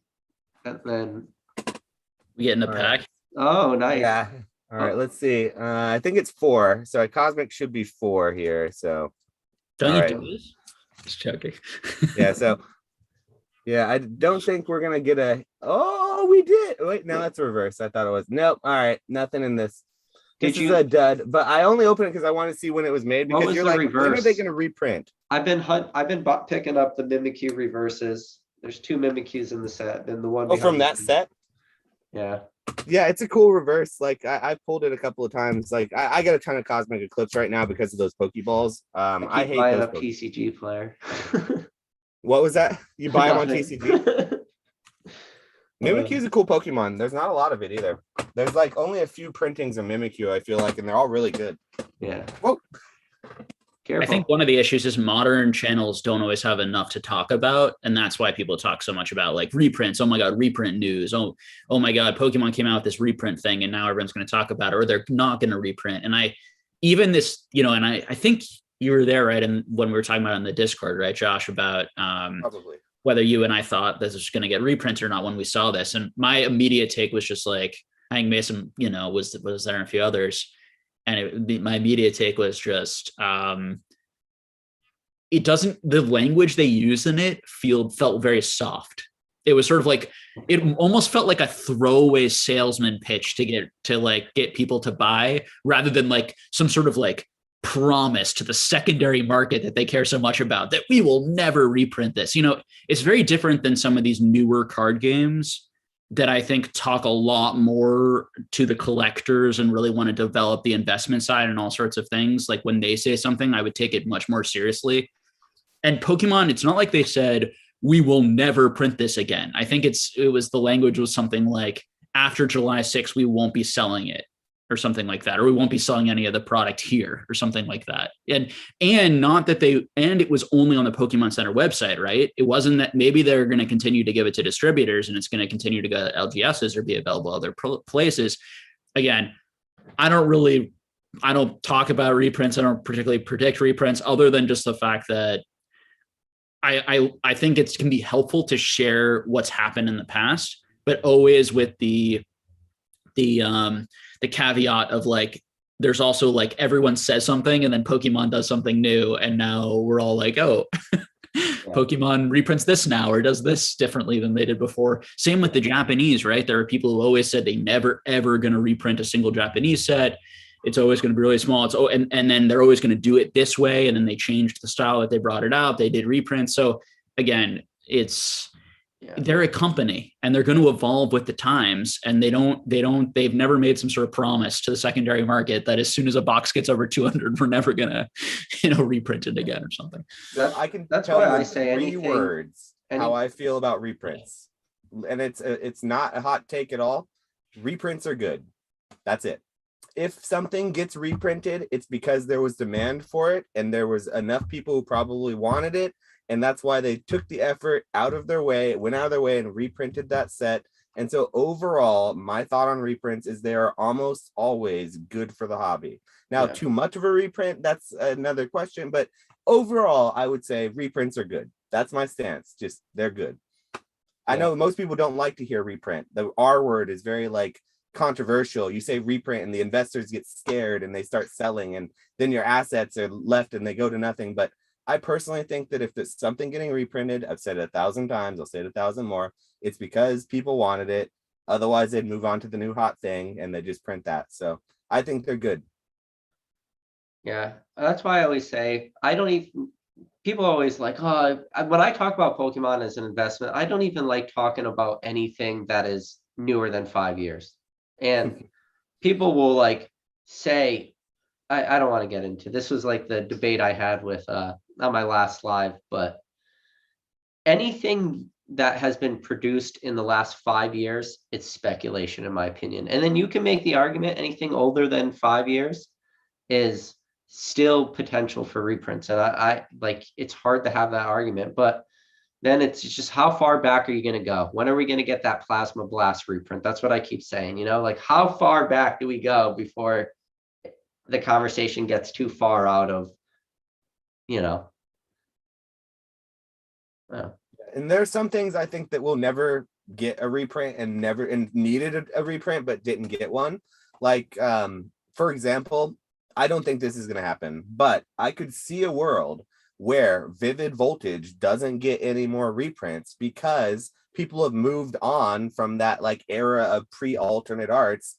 There have already been so many reprints of Vivid Voltage. It's not that the hobby doesn't need the reprints, but I could see a world where Pokemon focuses more on what's hot, what's wanted a little more, and they kind of move on, and Vivid Voltage doesn't get any more reprints. Could I also see a world where Vivid Voltage gets another reprint and 2 more years, another reprint because people keep buying it? Absolutely. I could see that world too. But in 5 years, like you're saying, it starts to get a little more dicey where I'm starting to think like, why would they ever go back 5 years when if they're still a thing, if they're still making money on their current product, why would they ever go back 5 years and reprint something that's really going to be detrimental to their card game to push this old product that is like old GX That's or not whatever that's not in standard anymore. That's so far out, just doesn't make sense. But so I would agree at 5 years, you're kind of thinking like, yeah, you can start feeling safer, but I'm sure there's examples of things 5 years out that'll probably, have getting put into collection boxes. And at that point, I think it's old stock. So I personally don't think things get reprinted like, for example, the Cosmic Eclipse. I don't think it's a reprint. I think it's a restock. I think it's old product they had, but there's, But even like the Sun and Moon base, Mason kind of like opened up the boxes and stuff, and at least he was able to say, well, this card, again, Rattle's probably still in the chat, he was able to identify the cardboard box. He said, well, at least this cardboard box was printed in 2020 or whatever the year was. So like we at least knew that what it was shipped in was printed that year, but it wasn't like. Can I make a public statement about PSA that will never ever get me sponsored by them? But I want to go out and say that this hasn't been said, I think, enough on channels. But I think that PSA they're cowards for not going out and authenticating sealed product in these last 2 years with all of this scamming, all this inauthentic, all this stuff going on.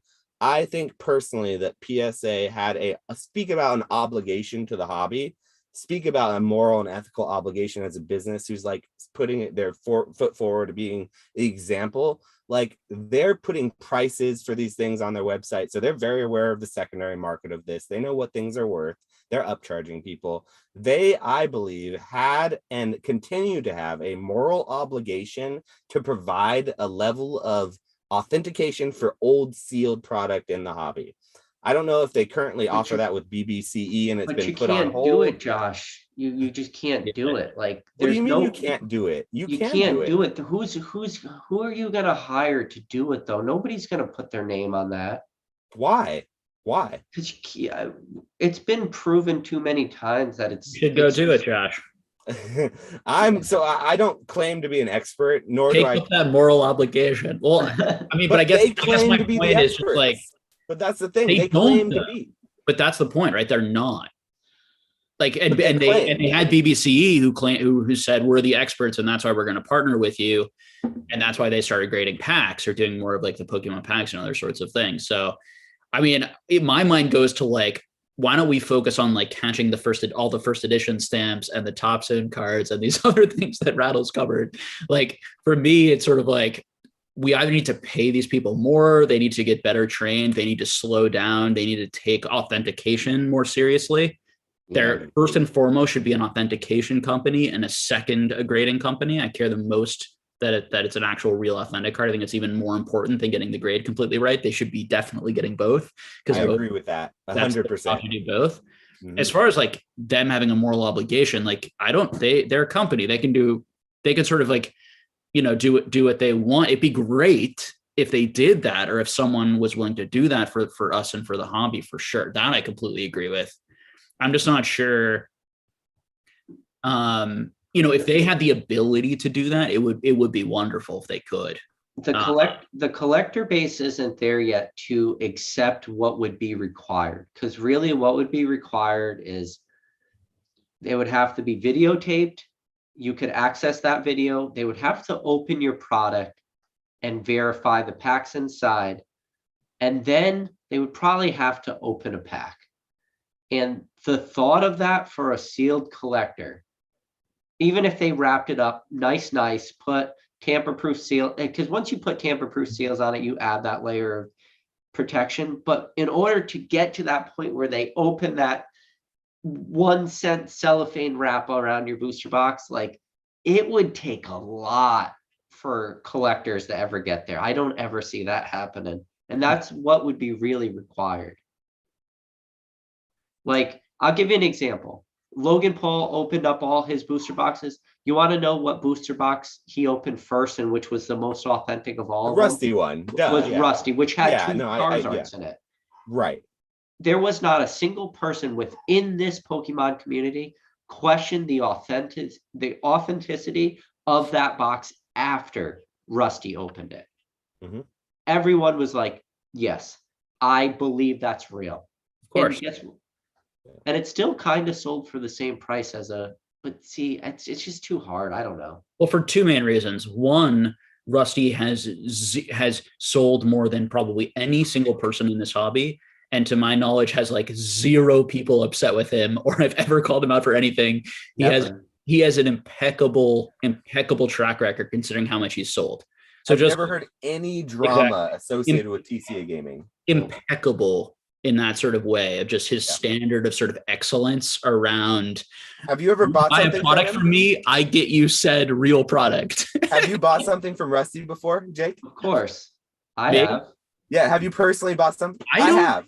Yeah. I've definitely bought some things in his auctions before. I don't think I've ever bought anything else. I've reached out to Rusty on one or two occasions, and we weren't able to find a price on an item or two. But I definitely bought from Pokenav and Rusty, not because they were famous, but because they had the best prices on the market at the time.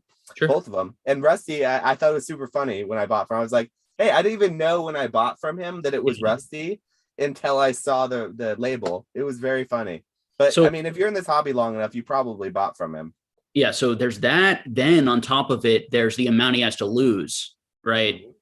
So when someone has a humongous reputation and their reputation is worth much more than probably $500,000 even. Backyard breaks. Yeah, it becomes a situation of where they're way more likely to do the right thing. And that's putting all of the side of just like, Rusty just seems like a really, like, he's just never, ever, I've never seen him in a single video lying, shilling, manipulating, doing anything that felt scummy. I feel like he stands up for people really well, has been there for, I wish he had come out, as I said earlier, and I wish everyone had come out and told people there's a lot of this product and people need to be careful. And maybe Rusty did. I don't watch his channel religiously, so I can't speak to that. Yeah. But Rusty shows his losses too. He showed a lot of his, because you got to, and I always explain this in other videos, is when you're the first to own a card, and a lot of times Rusty will be the first to own certain Charizards that are more niche, and he'll be like, well, when I bought this, it was a 1 of 1. Now it's a 1 of 4. And for most people out there, they hear 1 of 4 and they're like, that's a super rare card. But when you quadrupled the pop report, like his 1 of 1 drastically lost prices, but he still shares that. He's like, yeah, I paid $1,000 for this. Now it's worth 400. Most people don't even do that. Yeah. So someone Macy? in the Discord, Dan, Catch 'em All Collectibles, said something the other day that caught my eye. They were doing that $1 million box break in Florida at Collecticon. I think it's this weekend or maybe next weekend or something. And it was a beta Magic the Gathering booster box, a Pokemon First Edition booster box, and a Yu-Gi-Oh! Legend of Blue Eyes, right? Isn't that the three? Elevate. Yeah. And then MetaZoo, right? And then they threw MetaZoo in there, which I thought was so funny, but we won't go into that. But so with the big three, they put that, but it sold for about $500,000, I think, close to all the auctions when all was said and done for the $1 million box break, which according to all of them what last combined, comps and solds, you could get like a beta booster box for like 200 for like 500,000, right? That's like about, you said combined. That's how much they sold for. I didn't hear any of that's that. what Dan said, I believe, in the Discord. I could be wrong. It's How like much was that per 450,000. pack, though? That seems way cheap. Really low. That's my point. Do you guys think that's low? What do you think? What's your takes on that? Yeah, if that's right, I didn't follow that, but that seems way low. I mean, I wish I bought a beta pack at that point. I think, are they forcing people to open them or not? Yes, and I would be really worried about someone else opening my packs because I saw so many streamers getting involved with that box break. If you go on Instagram, like everyone and their mother is involved with that box break. So does that mean there's going to be like a stream of people just, woo, come on in, I'm going to open this pack for someone I don't know and then on to the next for content? I don't like that at all. I personally, if I was buying in, like Dan I know is getting something from the box break and he's trying to work like a way so he can open his own pack. I really hope he can do that because if not, he's going to have some random whatnot streamer up there opening his pack for him. And no offense to anyone, you know, if you're the random whatnot streamer opening that pack, but I would be worried. I'm not at a point in my life yet where I'm opening up $5,000 beta packs. So I just, and some people could, you know, I could, but it's one of these things of like, well, $5,000 compounding interest, or, you know, so that's like in 30 years, I could probably turn that $5,000 into like 250, 300,000 probably. So should I get $300,000 in 30 years, or should I spend $5,000 in 3 seconds for someone to open a pack and then I get like some $200 like rare or like $150 rare, and then I'm like, now if I got to open it and it's like my wedding and I'm with like a bunch of my friends, completely different. Then it's completely worth it. But just in this situation, it wasn't like that. It's not even close to worth it for me. Here, this is a fantastic question. And I honestly don't really know the answer to this, but we were just talking about Rusty, how he's great and everything. But Rattle said, why are the collectible gurus and Pokejews consulted before Rusty, Charlie, Gemma, etc.? Yeah. Why? I don't have the answer. $1 million question. Well, I think that it's connections, it's people involved in finding the boxes and finding the product. It's friends of friends, you know, it's all that sort of thing. It's people who they think are going to be good on camera or exciting on camera or fit their sort of like vibe or mold. I mean, the people who these streamers decided, you know, I have like a little bit of insider information and just like how some of the process happened in terms of like, they would like reach out, like they didn't know anything about Pokemon, then they'd reach out to someone who would suggest one of these people, you know? So it's they don't care like we care. Like they don't like, I've been following Rusty's career for years and I want him to like, he deserves this. Like they don't care. This is one video of like 50 videos they're making in the next like couple months, and they're making like $1 million per video, you know, and they just kind of do one and move on to the next. They just want someone who's going to be like entertaining and this or that, you know. That's would be my take on it. It's not that deep for them, that they like need to get the guy who really deserves it and the most reputable guy. And I think it goes along with the same route of like people are saying like, why didn't Logan Paul do his own research into like his booster box like before he bought it? It's like I can understand why someone would think that, who like if you were ever going to make that kind of a purchase, you would do your own research probably. But as someone who like does have a lot of money, like if you did have a lot of money and you thought someone else was an expert in something, you would think like you could just lean on the expert for advice. So like I hear a lot of people say like, oh, why didn't he look into there's so many things that he could have seen for himself that were red flags about it. And like you said, I don't think he was as engaged and as you know, it wasn't as obvious of an answer to someone like that. So just because they were so big and so disengaged from it, even though he does own so many base set pack boxes. I was just saying, I was joking, like nobody tell Logan Paul about the EX era. He can have all the base set boxes he wants, but just don't tell him about the EX era. I'll be upset. But but yeah, it is like the $1 million question though. It's like, why wouldn't you go to like the most respected, the most well-known person in the hobby who he knows who TCA Gaming is? Like, to say that Logan Paul didn't know who TCA Gaming is, I think he knew. I think he knows who he is. Maybe he doesn't. Maybe I'm wrong on this, but I just think, like you said, it's a matter of like who was there in the room, who was profiting off of it. If you're getting paid $100,000 to be this finder's fee, you're not going to bring in this random guy who's really honest, who's probably going to do it for free, and like, you know, and just make you look like this terrible person for making money off of it. So I think there's a little bit of greed that goes into it as well, and that kind of kept it behind closed doors, and so people could make their money off of it. And then when it comes out, and when people's reputations get ruined because they said all these things or didn't say these things or claim to be experts, then it's all in public record, and then you have to deal with the fallback of the public knowing these things and being on record saying it. So I think there's a certain level of like, I don't know, people hold people accountable based on what happened, you know, in the aftermath, you know. So I don't know. I haven't heard a lot from the Pokeju very much after the whole situation. I haven't heard anything from Collectibles Guru after that situation went on with the Logan Paul thing. I've heard nothing from the Micah. Well, I don't think we'd heard anything from the Micah Birch thing anyway. That guy's a tried and true scammer. He's going to stay under the radar, scamming people all day, every day, as much as he can, but he's not going to be loud about it unless he gets caught on a Zoom call or something. But I do think that it is wild to think why someone wouldn't go to the expert TCA Gaming to authenticate something like that. And I think it has to do with greed. It just has to do with greed and people keeping doors closed on purpose when they should be opened. And the people who are benefiting off of that are the people who are making the money. Hey guys, it's got really late. I can't believe good talk. So I wonder how much time now we've spent just talking Pokemon just in our lives. We've lived like an entire lifetime talking Pokemon between the three of us. But I just wanted to say, you know, thank you, Josh, for coming on the channel. I really appreciate it because you know, and because you're donating your time, and the same thing for Jake. Like, you guys donate your time, like that's your most valuable resource. I can't thank you enough.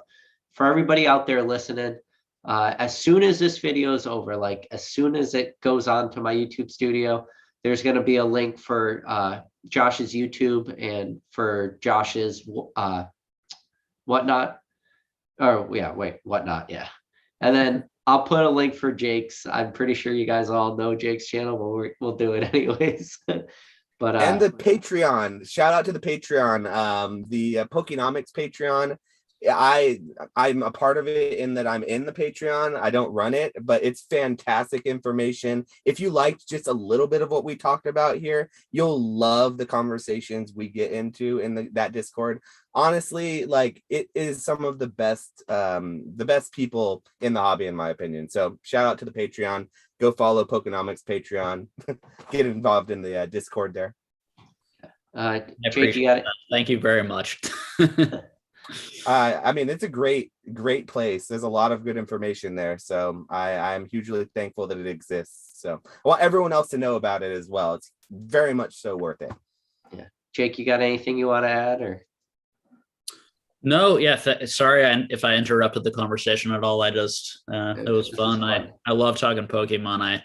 I just was super in the mood tonight, and I didn't want to like start a competing stream. I've We have been such a there. similar base. There's no reason to like Yeah, it's do it like at the same time, because then it's like I'd rather just all have the conversation together. So that's why I thought I'd jump on with you guys. appreciate you both coming on, and for everybody out there in the chat who is engaging in the chat, and even those people out there that don't engage in the chat and just watching this.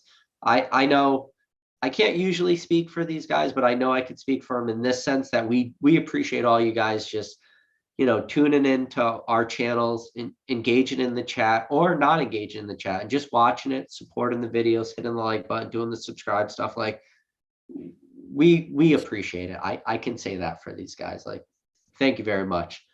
But for everybody else out there, I'll catch you on the next video.